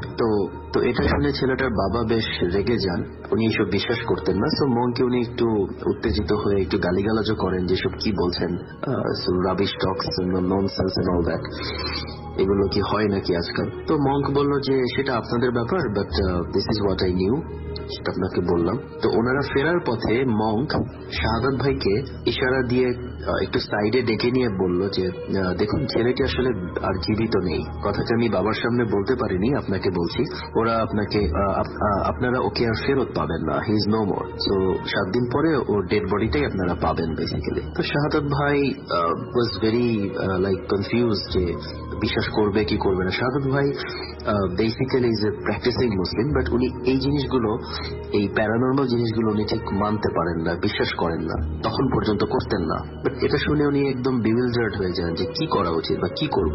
তো মঙ্কের কথাটা টেস্ট করার জন্য উনি ওনার ওয়াইফকে ফোন করলেন যে ওনাদের এরিয়াতে একটা হুজুর আছে, একটা মসজিদের ইমাম, যে এই ব্যাপারগুলোতে এক্সপার্ট। তো শাহাদাত ভাই ওনার ওয়াইফকে ফোন করে বললেন যে দেখো তুমি হুজুরের কাছে যাও, গিয়ে বলো যে এই নামের একটা ছেলে এই এরিয়া থেকে মিসিং, ছেলেটাকে আমরা কোথায় পাবো, তাকে কোথাও খুঁজে পাওয়া যাচ্ছে না, দেখো হুজুর কি বলে। তো ওনার ওয়াইফ হুজুরের কাছে যান, হুজুর তখন বলে একজন তুলা রাশির জাতককে নিয়ে আসতে। তো অনেক খোঁজাখুঁজি করে তারা একটা তুলা রাশির জাতক ম্যানেজ করে এবং হুজুর একটা পানির গ্লাসে ফু দিয়ে ওই তুলারাশি জাতককে বলে যে আপনি গ্লাসের দিকে তাকান, দেখেন কি দেখতে পাচ্ছেন। তো জাতকটা বলে যে আমি 3টা জিনিস দেখতে পাচ্ছি, একটা পাথর, একটা পানির ঘূর্ণি, আর দুটো মাথাবিহীন শ্যাডো লাইক ফিগার, যারা একটা ছেলের কাঁধে পা দিয়ে দাঁড়িয়ে আছে। তো হুজুর শাহাদাত ভাই ওয়াইফকে কথা বলে, ওনার ওয়াইফ ওনাকে ফোন করে এই কথাটাই বলে যে হুজুর এরকম বললেন। তখন শাহাদাত ভাই he started to believe that something paranormal happened here. তো তখন উনি যেটা করলেন যে ওই জায়গাটায় ওই পানির ঘূর্ণিটাকে, ওখানে আসলে কি আছে এটা বের করার জন্য উনি কিছু লোকজন জড়ো করে ডিসাইড করলেন যেখানে আমরা বাঁশ ফেলবো এই ঘূর্ণিটার নিচে, যে দেখবো এখানে আসলে কি আছে। তো সবাই মিলে বড় বড় বাঁশ জোগাড় করে ওই ঘূর্ণিটার ভেতরে বাঁশ গেড়ে দেবার চেষ্টা করছিলেন, বাট কিছু একটা নিচের থেকে বাঁশগুলোকে ধাক্কা দিচ্ছিল, লাইক স্প্রিং, যে যতই ওনারা প্রেস করার চেষ্টা করছিলেন ওই ঘূর্ণির ভেতরে ওই জিনিসটা বাউন্স ব্যাক করছিল। তো তারপর ডিসাইড করলো যে ঠিক আছে পানির ফ্লোটাকে আগে আমরা আটকাই, যদি পানির ফ্লো আটকানো যায় ঘূর্ণিটা বন্ধ হবে, দেন আমরা দেখবো ওখানে কি আছে। তো প্ল্যান মতো ওনারা একটা ত্রিপল জোগাড় করে, বড় একটা ত্রিপল নিয়ে লোকজন পানির ফ্লোটাকে ব্যারিকেড দেয়। তো ব্যারিকেড দেওয়ার ফলে পানির ফ্লোটা যখন কমতে থাকে তখন কিছু লোক নিচে নামার প্রিপারেশন নেয়। But in the mean time পানি এত বেশি জমে যাচ্ছিল এবং স্রোতটা এত বেশি ছিল যে it was like pushing them, like পড়ে যাচ্ছিল, কেউ ধরে রাখতে পারছিল না ত্রিপলটা। তো অনেকে সেখানে পাথরের উপরে পড়ে ইনজিউর্ড হয়। তো তখন শাহাদাত ভাই চিন্তা করলেন যে উনি এই এরিয়াতে নতুন এসেছেন, কাউকে চিনেন না, এবং লোকাল লোকজন যদি ইনজিউর্ড হয় বা কারো কোনো ক্ষতি হয় সে রেসপন্সিবিলিটি ওনার উপর আসবে। So he gave up the investigation and all that. তো উনি লোকাল যারা সার্চ করছিল বা আর্মি তাদের হাতে ছেড়ে দিয়ে উনি just he was just waiting to see what happens. তো ইন দ্য মিন টাইম ওনার অফিস থেকে ফোন আসে যে আপনি তো অনেকদিন ধরে ওখানে আছেন, বাট অফিসেও কিছু কাজ জমে যাচ্ছে, so you have to come back. আপনি হেড অফিসে বসে এটার খোঁজ খবর রাখেন, সমস্যা নেই, but you have to come back and join the office. তো শাহাদাত ভাই সেভাবেই প্রিপারেশন নিয়ে 6th ডেতে উনি অফিস থেকে ফোনটা পায়। সো উনি পরের দিন সকালে অফিসে ব্যাক করবে, that means on 7th day. তো উনি সকালে 7th ডে সকালে ওনার ড্রাইভার ওনার রিসোর্টে নক করে যে স্যার একটা তো খবর আছে। তো শাহাদাত ভাই বলে যে কি হয়েছে? বলে স্যারকে তো ছোট স্যারকে তো পাওয়া গিয়েছে। কোথায় পাওয়া গিয়েছে? বলে যে ওই ঝর্ণা, ওই ঝর্ণার নিচে যে একটা ঘূর্ণি ছিল, ওই ঘূর্ণি থেকে 20-25 মিটার দূরেই দেখা গেল যে ছেলেটার লাশ উল্টো হয়ে পড়ে আছে এবং গায়ে অনেক কাদা। ছেলেটি শরীর ফুলে গিয়েছিল, লাইক পানিতে ডুবে মারা গেলে মানুষের ডেড বডিটা যেভাবে ফুলে যায় ওভাবে ফুলে গিয়েছিল, আর ছেলেটি ঠিক উল্টো করে বডিটা পড়ে আছে। তো তারপর ছেলের বাবা আসে, পুলিশ আসে, এবং ওখানেই ওকে ছেলেটাকে দাফন করা হয়। হি ওয়াজ এ মুসলিম বাই দ্য ওয়ে। তো ওখানেই ওকে দাফন করা হয়। তো শাহাদাত ভাই ঘটনাটি যখন আমাদেরকে বলছিলেন, তো হি ওয়াজ ভেরি আপসেট যে একটা ইয়াং ব্রাইট ছেলে, তার টিমের ছেলে এভাবে করে প্রাণ হারালো, এবং তার কথার মতোই ছেলেটি কাজ করতে গিয়েছিল ওখানে। তো উনি এখনো যখন ঘটনাটা বলেন খুব স্যাড হয়ে যান যে হি কান্ট বিলিভ যে এরকম কিছু একটা ঘটতে পারে, এরকম জলজন্ত মানুষ দিনে দুপুরে গায়েব হয়ে যেতে পারে এবং তাকে এইভাবে উদ্ধার করা হলো আলটিমেটলি। তো এই ছিল আমার ঘটনা। ধন্যবাদ। Bhoot FM. The night comes alive with Graminphone. চলে যাচ্ছি আমাদের পরবর্তী অতিথির কাছে, এবং না, অতিথি না, আগে আমরা একটা ইমেইল পড়তে চাই এবং ইমেইলের পরে তারপর আমরা অতিথির কাছে আসব। এবং এই ইমেইলটিও পাঠিয়েছেন আমাদের একজন অতিথি, এবং দেখি ইমেইলটায় কি রয়েছে। ঠিক যেভাবে লিখেছেন সেভাবেই পড়ার চেষ্টা করছি। লিখছেন, হ্যালো রাসেল ভাই, কেমন আছেন জিজ্ঞেস করব না, কারণ আমি জানি আপনি সব সময় ভালোর দলে। আমার পক্ষে স্টুডিওতে আসা সম্ভব না। আমি শাহরিয়ার আকিফ, ময়মনসিং থাকি। ময়মনসিং জেলা স্কুলের পড়াশোনা করেন তিনি, এবং তিনি বলছেন আমি যে ঘটনাটি বলতে যাচ্ছি তা আমার নিজের সাথে ঘটা, এবং বলা যায় যে ঘটছে, এখনো আমার সাথে সব হয়। আমি যে বাসায় ভাড়া আছি সেখানে প্রায় 10 বছর ধরে আছি। আমার পরিবারের সাথে নিচতলায় থাকি। সঙ্গত কারণে আমি আমার ঠিকানা দিচ্ছি না। আমার বাসার খুব কাছেই ময়মনসিং এর মুক্তাগাছার শশীবাবুর তৈরি লোহার কুটি, এবং আমার বাসার পেছনে অনেক আগে বানানো মন্দিরের মতো কিছু আছে। যাই হোক, আমার সাথে ঘটনা শুরু হয় 2013 সালে। আমার বাসায় আমি তেমন ভীতু ছেলে না। একদিন রাতে পড়ার সময় আমি একটা জিনিস লক্ষ্য করলাম, আমার পেছন দিয়ে কেউ যেন হেঁটে যাচ্ছে, সাদা কাপড় পরা কেউ। মা পাশের ঘরে ছিল। আমি ভাবলাম আম্মু হয়তো গেছে, তাই ভেবে আবার পড়তে শুরু করলাম। কিছুক্ষণ পর দেখি আম্মু পাশের ঘর থেকে আমাকে ডাকছে। আমি ভাবলাম যে আমার চোখের ভুল, এবং এটাই শুরু, এবং আমি এটি আমার পেছন দিয়ে শুধু হেঁটে যাওয়া আশা করে। আমি প্রথম খুব ভয় পেতাম, এবং পরে এখন আর পাই না। তারপর 2014 সালের সেপ্টেম্বর নতুন টেবিল কেনা হয়, আমার রুম বদলানো হয়। আমি দেখলাম ওই রুম থেকে কোনো কিছুই খুঁজে পাচ্ছি না। ওই দিন রাতের বেলায় প্রথম কিছু বুঝতে পারলাম। রাতে উঠে আমি বাথরুমে গেলাম। বাথরুমের জানলা দিয়ে কেউ যেন আমাকে ডাকছে। ওই দিন রাতে আমি স্বপ্নে দেখলাম যে আমি রুমে পড়তাম যে রুমটাতে, আর এখন যে রুম দেওয়া হয়েছে তা খুব কাছাকাছি চলে এসেছে, এবং আমার রুমের দেয়াল ভেঙে গেছে। রুম দুটি ভেঙে একটি রুমে পরিণত হয়েছে, এবং আমি নতুন টেবিল ভেঙে আগের টেবিল হয়ে গেছে আমার। আমি কিছুই বুঝতে পারলাম না। পুরনো খাতা আমি আগের টেবিলের নিচে রাখতাম সব সময়, এবং আমি আমার পুরনো টেবিলের পেছনের দেয়ালে দেখি এক ধরনের চোখ আঁকা। চোখগুলো মনে হয় আমার দিকে তাকিয়ে আছে। আমি মাকে বলি, আম্মু এসে সেই আঁকা চোখ মুছে দেয়, আমাকে কিছু বলে না। এরপর থেকে রেগুলার একটা ছায়া আমি বাসায় দেখি চলাফেরা করে। ধরেন আমি পড়তে বসেছি, পিছন দিয়ে কেউ হেঁটে যায়, আমার পিছনে খাটের কোনায় বসে, আমার পেছনে বসে থাকে। একদিন আমি পড়ছি, এমন সময় বাথরুমের দরজায় কেউ ধাক্কা দেয়, দরজা খুলে যায়। আমি ভেতরে দেখি যে প্রচন্ড কুয়াশা, ভেতরে এক ধরনের মহিলার অবয়ব দেখি আমি, এবং কিছুক্ষণের পরেই তা মিলিয়ে যায়। আমি এসব এখন মায়ের কাছে গোপন করে রাখি, কারণ মা এসব খুব ভয় পান এবং শুনতে চান না। আমি কিছুক্ষণের ব্রেক নিয়ে আবার এসে পড়তে বসে, দেখি কেউ আমার খাতায় লাল রক্ত বা তেমন কিছু, কেউ আমার লেখাগুলো খুব অদ্ভুত, কেউ আমার খাতায় লাল রক্ত বা তেমন কিছু, এটা ডাজন্ট মেক এনি সেন্স, কি মিন করতে চাইছেন। আমি ওই কাগজ ফেলে দিয়ে এসে বসে দেখি যে আমার শরীর একটা দমকা হাওয়া লাগলো, ফ্যান তখনও বন্ধ। আমি যখন পড়তে বসলাম মনে হলো আমার কাঁধে কেউ নিঃশ্বাস ফেললো। আমি পেছনে ফিরতেই দেখলাম যে একটা ছায়া আমার পেছন থেকে উধাও হয়ে গেল।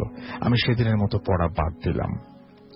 আমার দাদার বাবা তিনি জিন পালতেন, শুনেছি আমি এটা, এবং বাড়িতে এখন এইসব আছে আমি শুনি, লক্ষ্য করি, বুঝতেও পারি বাড়িতে কিছু একটা আছে। কিন্তু আমি বাড়িতে একা একা রাতে ঘুরি, ভয় করে না। সত্যি বলতে কি, এখন আমার বাসায় প্রচন্ড, মানে আগে ভয় করতো না, এখন ভয় করে। মনে হয় কেউ একজন আমার চারপাশে আছে। একা থাকলে নিঃসঙ্গ লাগে, কিন্তু আমার বাসায় মনে হয় আমি একা না। তো রিসেন্টলি কিছু ঘটনা বলি। আমি রাতে ঘুমোতে যাই, তারপরে 1.5 মাস আগে পরপর রাতে ঘুমের মাঝে কিছু স্বপ্ন দেখি।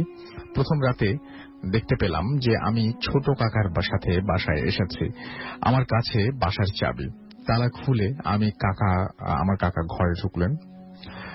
করিডোর দিয়ে আমার ড্রয়িং রুমের সামনে গিয়ে তালা খুললাম।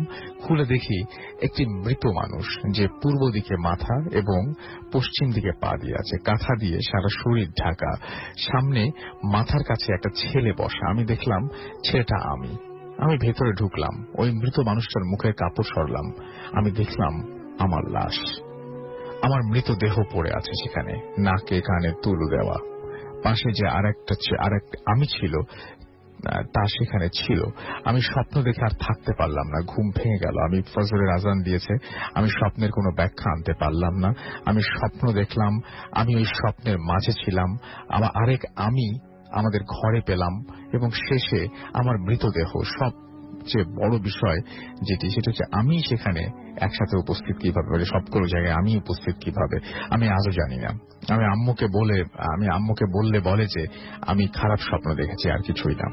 ঠিক তার পরের রাতে স্বপ্নে দেখি আমি ড্রয়িং রুমে শুয়ে আছি। 2 দিন ধরে আমি দেখলাম যে আমার রুমের ভেতরে হাতে কালো কাপড় পরা কেউ ঢুকলো। সে এসেই আমাকে তুলল। আমি দেখলাম সে রুমের মাঝে একটি গোল বৃত্ত আঁকলো, কিছু একটা বলল, এবং লাঠি দিয়ে মাটিতে আঘাত করতেই তা কফিনে পরিণত হলো। আমি সেখানে দেখলাম আমার পায়ের অংশে আমার পায়ের অংশে একটা টোকেনের মতো সেখানে মৃত্যু শাল দেয়া আছে। আমার শালটা মনে আছে, সেটা ছিল 1859। সে আমাকে দেখিয়ে বলল যে তুই কবরটা খুঁড়বি, সেখান থেকে ওই ব্যক্তিকে তুলে ঠিকভাবে কবর দিবি। খোঁড়ার জন্য সে আমাকে একটা বেলচা দিল এবং আমাকে বলল একটা কথা বলবো। এবং যখন সে আমার কাছে আসলো, আমি তার মুখের খানিকটা দেখলাম। একজন মানুষ আগুনে পোড়ানোর পর পানি দিলে যেমন হয় ঠিক তেমন ঝলসে গেছে। আর আমি আর দেখতে পারলাম না। আমি ঘুম থেকে উঠে পড়ি এবং ঘর থেকে কালো কিছু বের হয়ে যায়। আমি রাতে আর ঘুমোতে পারি না। সকালে উঠে আমার কপালে 3টা দাগ দেখতে পাই। আমি অনেক ভেবেও ওই স্বপ্নগুলোর কোনো রহস্য বের করতে পারিনি। এরপর থেকে আমি একা ঘুমানো বাদ দেই। কিছুদিন পরে আমি আগে যে রুমে পড়তাম সেই রুমে মামার সাথে ঘুমোতে যাই। রাত 3টার দিকে আমার ঘুম ভেঙে যায় এবং আমি একটা ছায়া ঘর থেকে বের হয়ে যেতে দেখি। ঘরের পাশেই বাইরে বের হওয়ার পেছনের দরজা। আমি শুনতে পাই কিছু শেয়াল ডাকছে, তাদের মাঝে একজনের কান্নার আওয়াজ পাই। আমি মামাকে ঘুম থেকে তুলি, মামাও সেই শব্দ শোনে এবং ফোনে রেকর্ড করে, এবং সকালে উঠে এই রেকর্ডটা কোথাও কান্নার আওয়াজ পাওয়া গেল না। তাহলে মামা কি ভুল শুনেছিলাম? এখন প্রায় রাতেই শুনতে পাই। আমরা ময়মনসিংহের এমন এক এলাকায় থাকি যেটা ঢাকার যে কোনো অভিজাত এলাকার সমান। এই এলাকায় শেয়াল তো দূরে থাকুক, কুকুরও ঢুকতে পারে না, তাহলে প্রায় প্রতি রাতেই এরা কিভাবে আসে এবং আমার দরজার পাশেই কোনো একভাবে ডাকে। আমি আর এর কোনো উত্তর খুঁজে পাই না। ও আরেকটা বিষয় বলে রাখি, আমার বাবা মা ছাড়া বাসায় যারা থেকেছেন ও যারা বছরখানেক ওই রুমে ঘুমিয়েছেন তারা ওই ছায়া দেখেছেন, অনুভব করেছেন কেউ পেছনে হাঁটছে। আমার মামা, আমার 2 ছোট বোন, বড় আপু, খালামণি সবাই। আমার এক নানু এই সমস্ত বিষয় অনেক জানেন। তিনি বাসায় এসে ওই রুম এবং ড্রয়িং রুমে ঢুকে বলেছেন বাসায় কিছু সমস্যা আছে এবং বললেন যে এটা আমাদের কোনো ক্ষতি করবে না, কিন্তু এটা আমাদের সাথেই থাকতে চায়। গতকাল রাতের ঘটনা বলি। আমি স্বপ্নে দেখলাম কেউ একজন আমার ঘরে ঢুকলো, সাদা কাপড় পরা, সে আমার পাশে বসলো, আমার কপালের মাঝ বরাবর আঙুল রাখলো এবং কিভাবে যেন একটা চিমটি কাটলো। পরে আমার তার হাত দিয়ে তার টি শার্টটি ধরে আমাকে তুলতে চাইল, কিছুটা খামচি দেওয়ার মতন। তখনই ফজরের আজান দেয় এবং আমার ঘুম ভেঙে যায়। আমি হাত মুখ ধোয়ার জন্য বাথরুমের আয়নার সামনে দাঁড়াই এবং দেখি কপালের মাঝখানে যে মানে একদম মাঝ বরাবর একটা ক্রস চিহ্ন এবং আমার শার্টে আঙুলের দাগ। মাটি হাতে থাকলে যে অবস্থায় কাউকে ধরলে যেরকম দাগ থাকে সেরকম এটিও এখন আমার সাথে আছে। সত্যি বলতে কি, আমি এই যে আপনাকে লিখছি এই সময় আমার পাশে রয়েছে সে। আমি অনুভব করতে পারছি, আমি এও বুঝতে পারছি যে এই মাত্র আমার কাঁধে একটা নিঃশ্বাস ফেললো কেউ।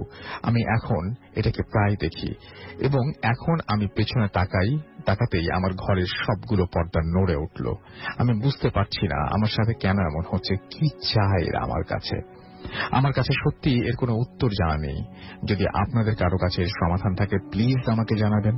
আমি এর থেকে মুক্তি চাই। আমি কোনো হুজুরের কাছে যাই না, কারণ আমাকে তাবিজ বা পানি পড়া দিবে এইসব বিষয় আমি বিশ্বাস করি না। আমি আল্লাহকে ছাড়া কাউকে বিশ্বাস করি না। এবং কেন আমার সাথে এসব হচ্ছে আমি ভাবি, কেন এসব স্বপ্ন খুব যন্ত্রণা হয়। আমি এর থেকে মুক্তি পাওয়ার জন্য সুইসাইড করতে গিয়েছিলাম। আমার ওই রুমের ফ্যানের সাথে রশি পেঁচিয়ে। আমার মা যদি আমাকে তখন না আটকাতেন আমি হয়তো আজ আপনাকে এই ঘটনা পাঠাতে পারতাম না। আর এখন পড়াশোনা করতে একদমই ইচ্ছে করে না, পড়তে বসলে আমি ওইটার উপস্থিতি পাই। আমার রেজাল্ট খুব খারাপ হচ্ছে, আমি যেন এর থেকে মুক্তি পাই এবং আমার পরীক্ষার সামনে আমার জন্য প্রে করবেন প্লিজ। এই ছিল আমার ঘটনা, ভালো লাগলে পড়ে শোনাবেন। আমার কাছে আরো ঘটনা আছে, আমার পরিবার নিয়ে সময় পেলে পাঠাবো। তো এই ছিল ঘটনা। তো আমি একটা জিনিস রিকোয়েস্ট করব আপনাকে, অবশ্যই আপনি এটা মানে যারা বোঝেন, আমি তো বুঝি না অত কিছু, যারা বোঝেন তাদের সাথে অবশ্যই শেয়ার করেন। আর যদি কোনো মানে হুজুর বা এরকম কারোর সাথে আপনি যদি শেয়ার করতে চান সেটা শেয়ার করতে পারেন। চাইলে আপনি চিকিৎসকের পরামর্শ নিতে পারেন, আপনি ডাক্তারের কাছেও কিন্তু যেতে পারেন। কোন সমস্যা আপনার আছে প্রত্যেকটা জিনিসের প্রত্যেকটা ব্যাপারে খোঁজ নেওয়া উচিত এবং আল্লাহর উপরে ভরসা রাখবেন। এবং অবশ্যই আল্লাহ তাআলার উপর যদি আপনি ভরসা রাখেন তিনি আপনাকে রক্ষা করবেন ইনশাআল্লাহ। তো যাই হোক, এখন যেটা করব সেটা হচ্ছে আমরা আরো কিছু ঘটনা শুনবো, তবে তার আগে যেটা করতে হবে সেটা হচ্ছে একটা ছোট্ট বিরতিতে যেতে হবে। বিরতির পরে আবারও ফিরে আসবো, সেই পর্যন্ত আমাদের সঙ্গেই থাকুন। স্টে টিউনড ফর রেডিও ফুর্তি এন্ড ডোন্ট স্টপ দ্য ফুর্তি। The night comes alive with Gramophone.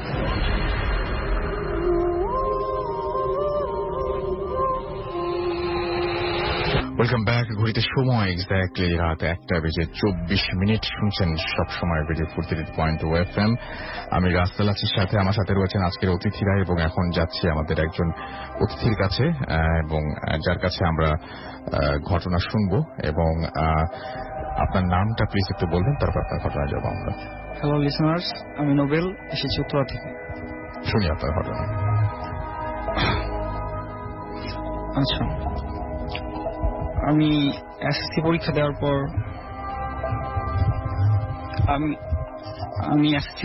পর অনলাইন স্কলারশিপের মাধ্যমে ঢাকা কমার্স কলেজে ভর্তি হই। তো বলতে গেলে ওইটাই ছিল আমার লাইফে মোটামুটি ভাবে ফার্স্ট টাইম হোস্টেলে থাকা। তো ওইখানে অ্যাডমিশন নেওয়ার পর নতুন পরিবেশ, নতুন সিচুয়েশন, নতুন ফ্রেন্ড, একটু সিঙ্ক হতে অনেক টাইম লাগছিল। তো হোস্টেলে আমার সিটটা ছিল 502 নাম্বার রুমে। এটা ঢাকা কমার্স কলেজ এরিয়ার সাথেই, হোস্টেলটার নাম বলছি না। তো ওইখানে একটা ছেলে ছিল, নাম ছিল শামস, ও ছিল আমার রুমমেট। ওর বাসা ছিল রাজশাহীতে। তো স্বভাবত এরকম কয়েকদিন যাচ্ছে, ওর সাথে পরিচয় হচ্ছি, কলেজে সবার সাথে পরিচিত হচ্ছি, হোস্টেলে সবার সাথে পরিচিত হচ্ছি। তো প্রথম ল্যাঙ্গুয়েজ বুঝতে আমার একটু কষ্ট হতো, কারণ ও ছিল ঢাকার বাইরে। ওর উত্তরাতে একটা আন্টির বাসা ছিল, আর ওর স্বভাবটা ছিল ও 5 ওয়াক্ত নামাজ পড়তো, ছেলেটা খুব ভালো ছিল, হাসি খুশি। আর ও একটু ছুটি পেলে বাসায় যেতে চাইতো, মানে অনেক ছুটির টেন্ডেন্সিটা ও ইউজ করতো। তো একটা সময় অ্যাজ ইউজুয়াল দিন যাচ্ছে, হঠাৎ করে কলেজে ফার্স্ট টার্ম এক্সাম এলো। এক্সামের পর কলেজ 7 দিন প্লাস এর চেয়ে বেশি সময়ের জন্য ছুটি দিল। তো সবাই যখন বাসায় যাওয়ার জন্য রেডি, যেদিন ছুটিটা অ্যানাউন্স করছে ওই দিন বিকালের মাঝে প্রায় সবাই চলে গেছে। বলতে গেলে আমি আর ওই ছিলাম শুধু হোস্টেলে একা। তো আমি ওকে ইজিলি জিজ্ঞেস করি যে তুমি কবে যাবা, তুমি যাচ্ছ না কেন? তো ও তখন বললো যে আমি তোমার সাথে যাব, কদিন পর যাব। তো আমি তখন একটু কনফিউজড হই, কারণ যে ছেলেটা ছুটি পেলে বাসায় চলে যায় ইজিলি, ও কেন একদিন লেট করতেছে এটা ভেবে। তো ফাইনালি তেমন কিছু না ভেবে তো রাতে ঘুমিয়ে যাওয়ার জন্য মানে প্রস্তুতি নিয়েছিলাম।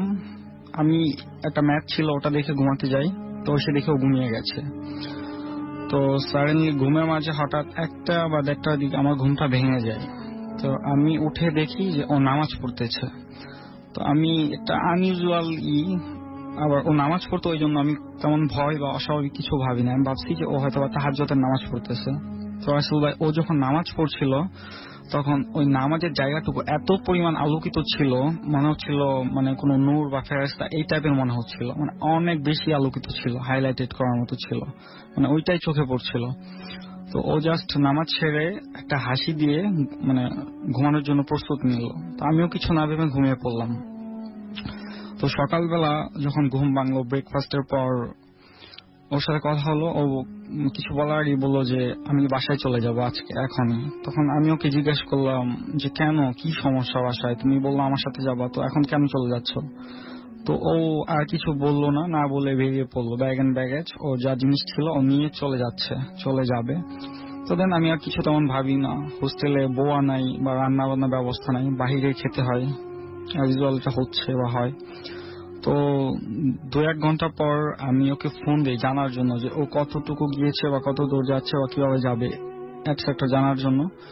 তো তখন আমি খুব কনফিউজড হই, কারণ এটাই ছিল ওর সাথে পরিচিত হওয়ার পর ফার্স্ট টাইম যে ও আমার ফোন রিসিভ করতেছে না। আমি 5 থেকে 6 বার ট্রাই করি, ও আমার ফোন রিসিভ করেনি। মনটা একটু খারাপ ছিল যে কোনো সমস্যা হচ্ছিল কিনা এটা জানার জন্য। দেন কিছু না ভেবে এভাবেই টাইম স্পেন্ড করি। তারপর বিকাল থেকে আসরের পর থেকে একটু বৃষ্টি শুরু হতে থাকে।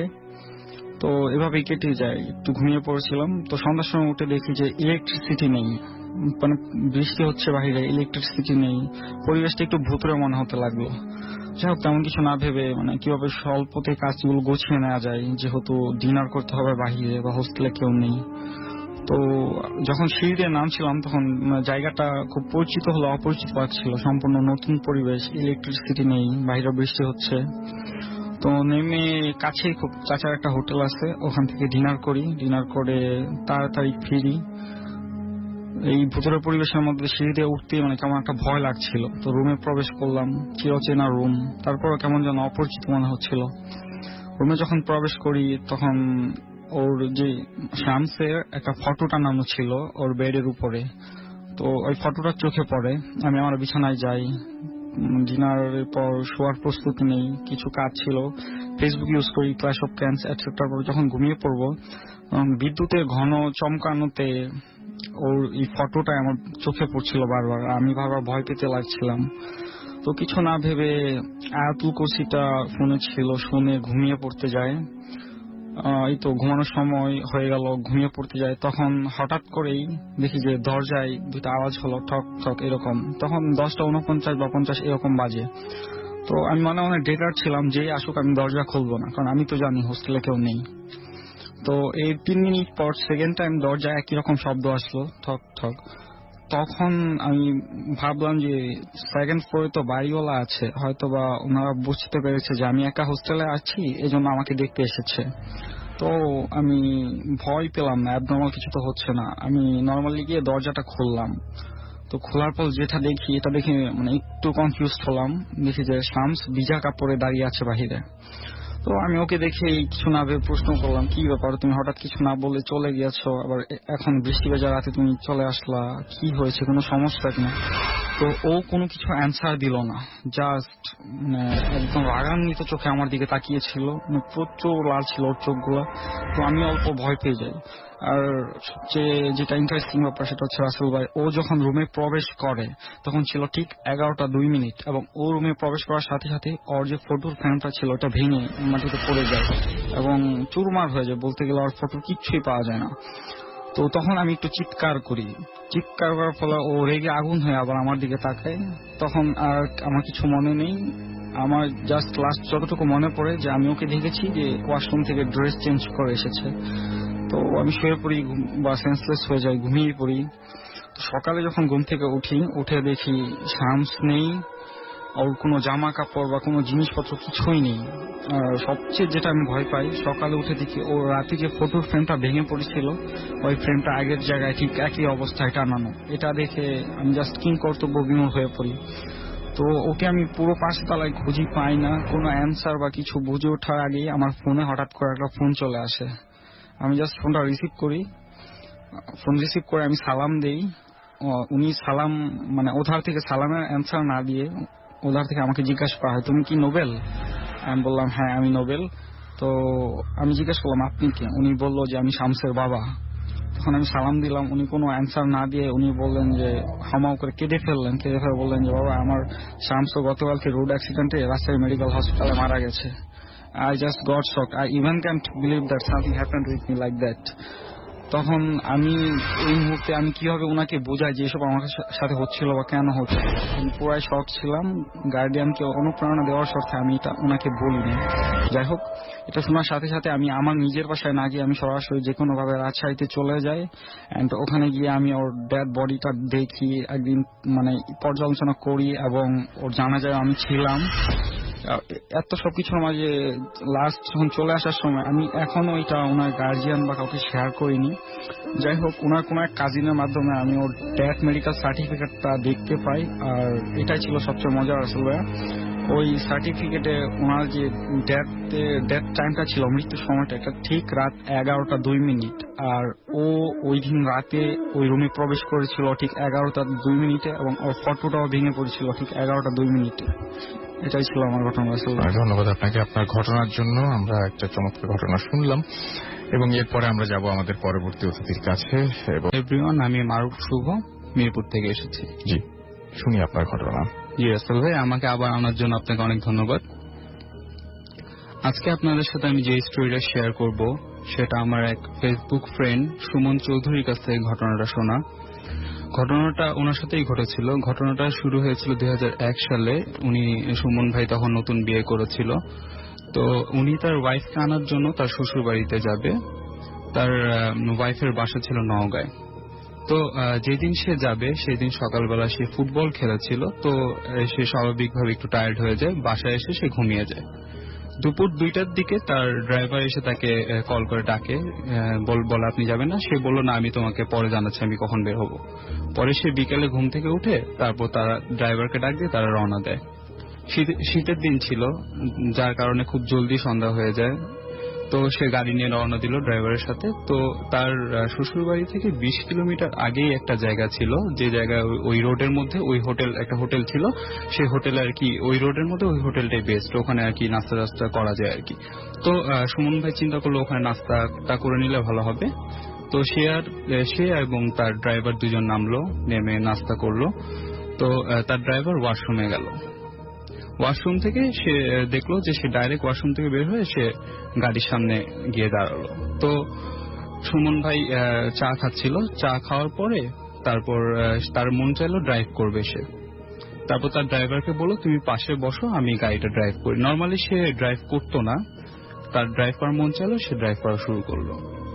তো সে গাড়িটা 80 থেকে 90 কিলোমিটার বেগে মানে গাড়িটা চালাচ্ছিল। তো কিছু দূর যাওয়ার পরে মানে আরেকটা কথা বলে রেখে রাসেল ভাই, তার গাড়ির হেডলাইটের সাথে সে একটা হ্যালোজেন লাইট লাগিয়েছিল। তো পুরো রোডটা ডার্ক থাকা সত্ত্বেও সামনের ভিউটা একেবারে অনেক ভালোভাবে ক্লিয়ার দেখা যাচ্ছিল। তো কিছু দূর যাওয়ার পরে সে দেখতে পেল একটা কালো রঙের শ্যাডো তার গাড়ির সামনে দিয়ে খুব ফাস্ট মুভ করলো। এটা দেখে সে একটু ভয় পেয়ে গেল। তারপর তার ড্রাইভারকে আস্ক করলো যে তুমি কি কিছু দেখেছো নাকি। তার ড্রাইভার বলল না, আমি কিছু দেখিনি। তারপরে থেকেই শুরু হয়ে গেল তার সাথে অস্বাভাবিক কিছু ঘটনা। সে গাড়ির ভিতরে একটা খারাপ গন্ধ পাচ্ছিল, আর তার শরীরটা ভারী হয়ে আসছিল, তার পা হাত চলছিল না, এবং সে দেখতে পাচ্ছিল যে গাড়ির টেম্পারেচার মিটারটা অটোমেটিক আপ ডাউন করছে, এবং তার গাড়ির যে মেন মিটার, যেটা স্পিড মিটার, এটাও অনেক ভুল রিডিং দিচ্ছে। তো এই জিনিসটা সে দেখে সে আরো ভয় পেয়ে গেল। সে লুকিং গ্লাসে একটা জিনিস দেখতে পেল, তার ব্রেক লাইটের পাশে যে অয়েল ট্যাঙ্কের পাশে যে ব্রেক লাইটটা আছে সেটা কেউ হাত দিয়ে ধরে রেখেছে। তো এই জিনিসটা দেখার পর সে তার ড্রাইভারকে বলে এইসব কি হচ্ছে আমার সাথে। ওনার শরীর ভারী হয়ে আসছিল, হাত পা কাঁপছিল। তো সে দৌড়াদৌড়ি পড়া শুরু করলো। তার ড্রাইভার তাকে খালি একটা কথাই বলল যে আপনি গাড়িটাকে থামাবেন না। তো কিছু দূর যাওয়ার পরে একটা কোলাহলপূর্ণ একটা জায়গার মধ্যে সে সাইডে দেখলো যে একটা মানে কিছু বাড়িঘর আছে এবং আলো জ্বলছিল। তো এমন একটা জায়গায় গিয়ে তার ব্রেকটা কাজ করলো। ব্রেকটা দেওয়ার পরে ঘটে গেল তার সাথে একটা ভয়ানক ঘটনা। সে কোনোভাবে ঘটনাটা আশা করেনি। ওই টাইমে সে দেখলো সে গাড়ির মধ্যে পুরোপুরি একা, গাড়িতে আর কেউ নেই। তো সেই জিনিসটা দেখার পরে আরো ভয় পেয়ে গেল যে এতক্ষণ তার সাথে তাহলে কে ছিল, তার ড্রাইভার কই গেল। এটা যখন সে দেখলো সে অনেক ভয় পেয়ে যায় এবং গাড়ি থেকে খুব জলদি ফাস্ট বের হয়ে যায়। বের হয়ে যাওয়ার পর সে দৌড়া থেকে মাটিতে পড়ে যায়। তারপরে তার কিছুই মনে নেই। তারপরে যখন তার সেন্স ফিরল, সে দেখে যে সে ওই এলাকারই একটা হসপিটালে শুয়ে আছে। তারপরে সে কোনো মতে তার শ্বশুর বাড়িতে পৌঁছায়। পরবর্তীতে যখন সে তার ড্রাইভারের সাথে কমিউনিকেট করে, তার ড্রাইভার তাকে বলে যে সে ওয়াশরুম থেকে বের হয়ে কাউকে দেখতে পায়নি, গাড়িও ছিল না, সেও ছিল না। এই ঘটনার কিছুদিন পরে সে জাস্ট একটা স্বপ্ন দেখেছিল সুমন ভাই। সেই স্বপ্নের মধ্যে সে জাস্ট একটা কণ্ঠের আওয়াজ পেল, কাউকে দেখতে পায়নি। জাস্ট একটা কণ্ঠ তাকে বলল যে তুই বেঁচে গেলি, জাস্ট এটাই বলেছিল। এই ব্যাখ্যাটা সুমন ভাই এখনো পাইনি। সেই ঘটনাটা আমার সাথে শেয়ার করেছে, আমার অনেক ভালো লেগেছিল। আশা করি আপনাদের সকলের অনেক ভালো লাগবে। Thank you very much. অনেক ধন্যবাদ আপনাকে। আমরা চলে যাব আমাদের পরবর্তী ঘটনায়। এই ঘটনাটি অবশ্যই একটা ইমেল, এবং অনেকগুলো ইমেল জমে গেছে, ইমেল পড়তে হবে। আমাদেরকে লিখেছেন কোন একটা মেডিকেল কলেজ থেকে কোনো একজন। তিনি লিখেছেন, আসসালামু আলাইকুম, আমি একজন মেডিকেল স্টুডেন্ট। আমি সঙ্গত কারণে আমার নাম এবং মেডিকেল কলেজের নাম প্রকাশ করতে চাই না। শুধু আপনারা জানার জন্য উপরে সেটা লিখে দিয়েছি। এবং ভৌতিক ঘটনা বা অলৌকিক বলেন, এবং সেটা এক্সিস্ট করে, যে এটা নিয়ে তিনি লিখেছেন যে এটা নিয়ে কখনো কোনো তর্কে যায়নি, কারণ আমি জানতাম তারা আছে আমাদের আশেপাশে। তর্ক বিতর্কে না জড়ালেও আমি কখনোই চাইনি যে আমার বিশ্বাসটা আমার সামনে বাস্তব হয়ে ধরা দিক, অর্থাৎ আমি চাইনি যে নিজে এরকম ঘটনার সম্মুখীন হই। ঘটনাটি 4 মাস আগের। আমি মেডিকেল কলেজ বয়েজ হোস্টেল 4 তলার একটি ঘরে থাকি। সেখান থেকে আমাদের মেডিকেলের মর্গটা পরিষ্কার দেখা যায়। ঘটনার দিন রাতে আমি হঠাৎ আমার ঘুম ভেঙে যায়। খেয়াল করি পুরো শরীর ঠান্ডা হয়ে গেছে, কারণ ফুল স্পিডে ফ্যান চলছে আর আমি খালি গায়ে শুয়েছিলাম। ঠান্ডা লাগছিল বলে আমি উঠে গেলাম। আলনা থেকে অন্ধকারে হাতরে টি শার্টটা খুঁজে বের করলাম। আমি যেখানে দাঁড়িয়ে টি শার্টটা পরছিলাম তার ঠিক পেছনে রুমের জানালা, যেখান দিয়ে মর্গের সামনেটা দেখা যায়। আমি টি শার্ট পরে ঘুরতে আমার চোখ গেল জানালার বাইরে। অনেকটা আলো থাকে ওতে। সেই আলোয় আমি মর্গের সামনে একটা ছায়াকে পায়চারি করতে দেখলাম। শুধু একটা ছায়া, আর কিচ্ছু না। আমি কোন মানুষ আলোর সামনে দাঁড়ালে তার ছায়া যেমন মাটিতে লেপ্টে থাকে, তেমনি ছিল এই ছায়াটি। একবার দ্রুত ডানে যাচ্ছে, একবার বামে। আমার ঠিক তখন মনে হলো নির্ঘাত ভুল দেখছি। আজ সকালে একটা অপারেশন হতে দেখেছি, বেশ কাটা ছেঁড়া রক্ত দেখেছি, সেজন্য হয়তো চোখে ভুল দেখছি। নিজেকে প্রবোধ দিয়ে শুয়ে পড়লাম, ঘুমিয়েও গেলাম। পরদিন বন্ধুর সাথে এ নিয়ে হাসাহাসি করলাম। 2 দিনের মাথায় ঘটনাটি কি ঘটেছিল ভুলেও গেলাম। তারপর একদিন ঘুমোতে অনেক রাত হয়ে গেল, কারণ আমার পরের দিন পরীক্ষা ছিল। রাত বাজে প্রায় 3টা, এবং হোস্টেলে সাধারণত লম্বা করিডোর থাকে, আপনারা জানেন। প্রায় সবখানেই করিডোরের শেষ মাথায় ওয়াশরুম থাকে। আমাদের হোস্টেলের করিডোরের শেষ মাথায় গ্রিল দেয়া আছে। আমি ওয়াশরুমে যাব বলে ঘর থেকে বের হলাম। এগিয়ে যাচ্ছি, করিডোর থেকে 2টো লাইট, কিন্তু লম্বা করিডোরে অল্প আলোকিত হচ্ছে। আমি ওয়াশরুম থেকে প্রায় 20 ধাপ দূরে এমন এক সময় একদম বাতাসের মধ্য থেকে ছায়ার মতন কেউ একজন আমার সামনে এসে পড়লো আর ছুটে গিয়ে গ্রিল ভেদ করে লাফিয়ে পড়লো। ঘটনাটা এত দ্রুত ঘটলো, আমি ঠিক সামনে নিতে নিতে মনে পড়লো কদিন আগের কথা। মর্গের সামনে আমি যেটা দেখেছিলাম, খুব ভয় পেয়ে গেলাম, দরদর করে ঘামছি, কিন্তু মনের মধ্যে কেন যেন বারবার কেউ আমাকে বলছে, যা, গ্রিলের সামনে যা। আমি এগোতে লাগলাম। তখনও জানি না কি অপেক্ষা করছিল আমার জন্য। এক পা দুই পা করে কতটুকু এগিয়েছি জানি না, এমন সময় পিছন থেকে আওয়াজ এলো, কিরে এত রাতে ছাদে কি করছিস, আর এভাবে এত ধারে দাঁড়িয়ে আছিস কেন? আমি সম্বিত ফিরে পেতেই দেখলাম আমি হোস্টেলের ছাদে, ছাদটা জ্যোৎস্নায় ভেসে যাচ্ছে, আর এক হাত দূরেই ছাদের রেলিং। আমি সেই রেলিং এ এক পা উঠিয়ে দাঁড়িয়ে আছি। আমি বিদ্যুৎ বেগে সরে এলাম। ছাদে যে এসে আমাকে ডেকেছে সে আমার বন্ধু, স্মোকিং এর অভ্যেস আছে ওর, তাই ছাদে এসেছে। কিন্তু আমি কখন ছাদে আসলাম, আমি তো ছিলাম করিডোরে। ওয়াশরুমে যাবার পথ সেই অদ্ভুত ছায়াটা গ্রিল ভেদ করে লাফ দিল আমার চোখের সামনে। তারপর কখন আমি সেখান থেকে ফিরলাম, কখন ছাদে আসলাম, এতটুকু সময়ের মধ্যে এত সব কিভাবে হলো আমি জানি না। আমার পুরো শরীর ঘেমে গেছে। বন্ধুটি আবার জিজ্ঞেস করলো কি হয়েছে। আমি শুধু বললাম, আমাকে একটু রুমে নিয়ে আয় প্লিজ। সেদিন মুহূর্তের মধ্যে এত কিছু ঘটনা কিভাবে ঘটেছিল আমি জানি না। পরবর্তীতে একজন হুজুরের কাছে আমি তাবিজ নিয়েছিলাম কিছুদিন পর, আর সেটা পড়িনি, আর কোনো ঘটনাও ঘটেনি। আমি রুম বদলে ফেলি এবং এর ব্যাখ্যাও খুঁজতে যাইনি। আমি জানি না। এই ছিল ঘটনা, এবং আশা করছি এই ঘটনাটা আপনাদের ভালো লেগেছে। আমরা ছোট বিরতিতে যাবো, বিরতির পরে আবারও ফিরে আসবো নতুন একটি অতিথিকে নিয়ে। সেই পর্যন্ত আমাদের সঙ্গেই থাকুন। স্টে টিউনড ফর রেডিও ফুর্তি এন্ড ডোন্ট স্টপ দ্য ফুর্তি। FM, the night comes alive with Gramophone.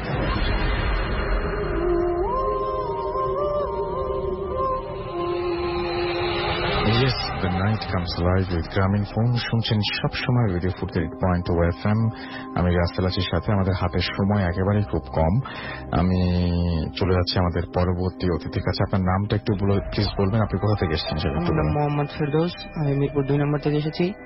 আচ্ছা, আপনি যে ঘটনাটা বলবেন সেই ঘটনাটা আমি ছোট করে বলতে, যেহেতু সময় খুব কম। আপনি বলছিলেন যে আপনার সঙ্গে কোনো একজন, আপনার কারো একজনের সাথে আপনার রিলেশন ছিল, এবং তারপরে রিলেশনে আপনাদের ব্রেকআপ হয়, এবং ব্রেকআপের পরে তারপরে সেই মেয়েটি যেদিন বিয়ে হয়, নাম তো বলবো না আমরা কোনোভাবেই, এবং কোথা থেকে সেটাও বলতে চাচ্ছি না, সেদিন সে সুইসাইড করে, রাইট? সুইসাইড করে মারা যায়। এবং তারপর থেকে আপনার ভিতরে কি অনুশোচনা হয়? মনে হয় যে আমার ভিতরে অনুশোচনা, আমি মনে যখন আমি নিজে নিজে চিন্তা করি যে আমার জন্য একটা মেয়ের জীবন নষ্ট হয়ে গেল, আমি কাজটাকে ঠিক করছি না ভুল করছি। তারপর থেকে আপনি তাকে দেখতে পান না? হ্যাঁ, তারপর থেকে আমি তাকে মানে স্বপ্নে দেখতে পান। এবং স্বপ্নে আপনি কি ধরনের স্বপ্ন দেখেন সাধারণত? স্বপ্নে ও তো মারা যায়, ও মারা যাওয়ার পর ওর জানাজা আমি যাই। ওই জানাজা শেষ করে আমি বাসায় এসে আপসেট হয়ে এবং টেনশন করি যে আমার জন্য একটা মেয়ের জীবন নষ্ট হয়ে গেল, আমি কাজটা ঠিক করছি না ভুল করছি। দেন কিছুদিন পরে আমি ঢাকা চলে আসি। আসার পর আমার ফ্রেন্ড নোবেল যে কিছুক্ষণ একটা ঘটনা বললো, ও ছিল 502 নম্বর রুম, আমি ওর সাথে ঘটনাটা শেয়ার করি। আর আমার রুম নাম্বার ছিল 600। আমি শুধু জানতে চাচ্ছি আপনি কি দেখতে পান? আমি যখন ঘুমাই হঠাৎ ও আসে, একটা ভৌতিক একটা হাসি দেয় সে ফার্স্ট।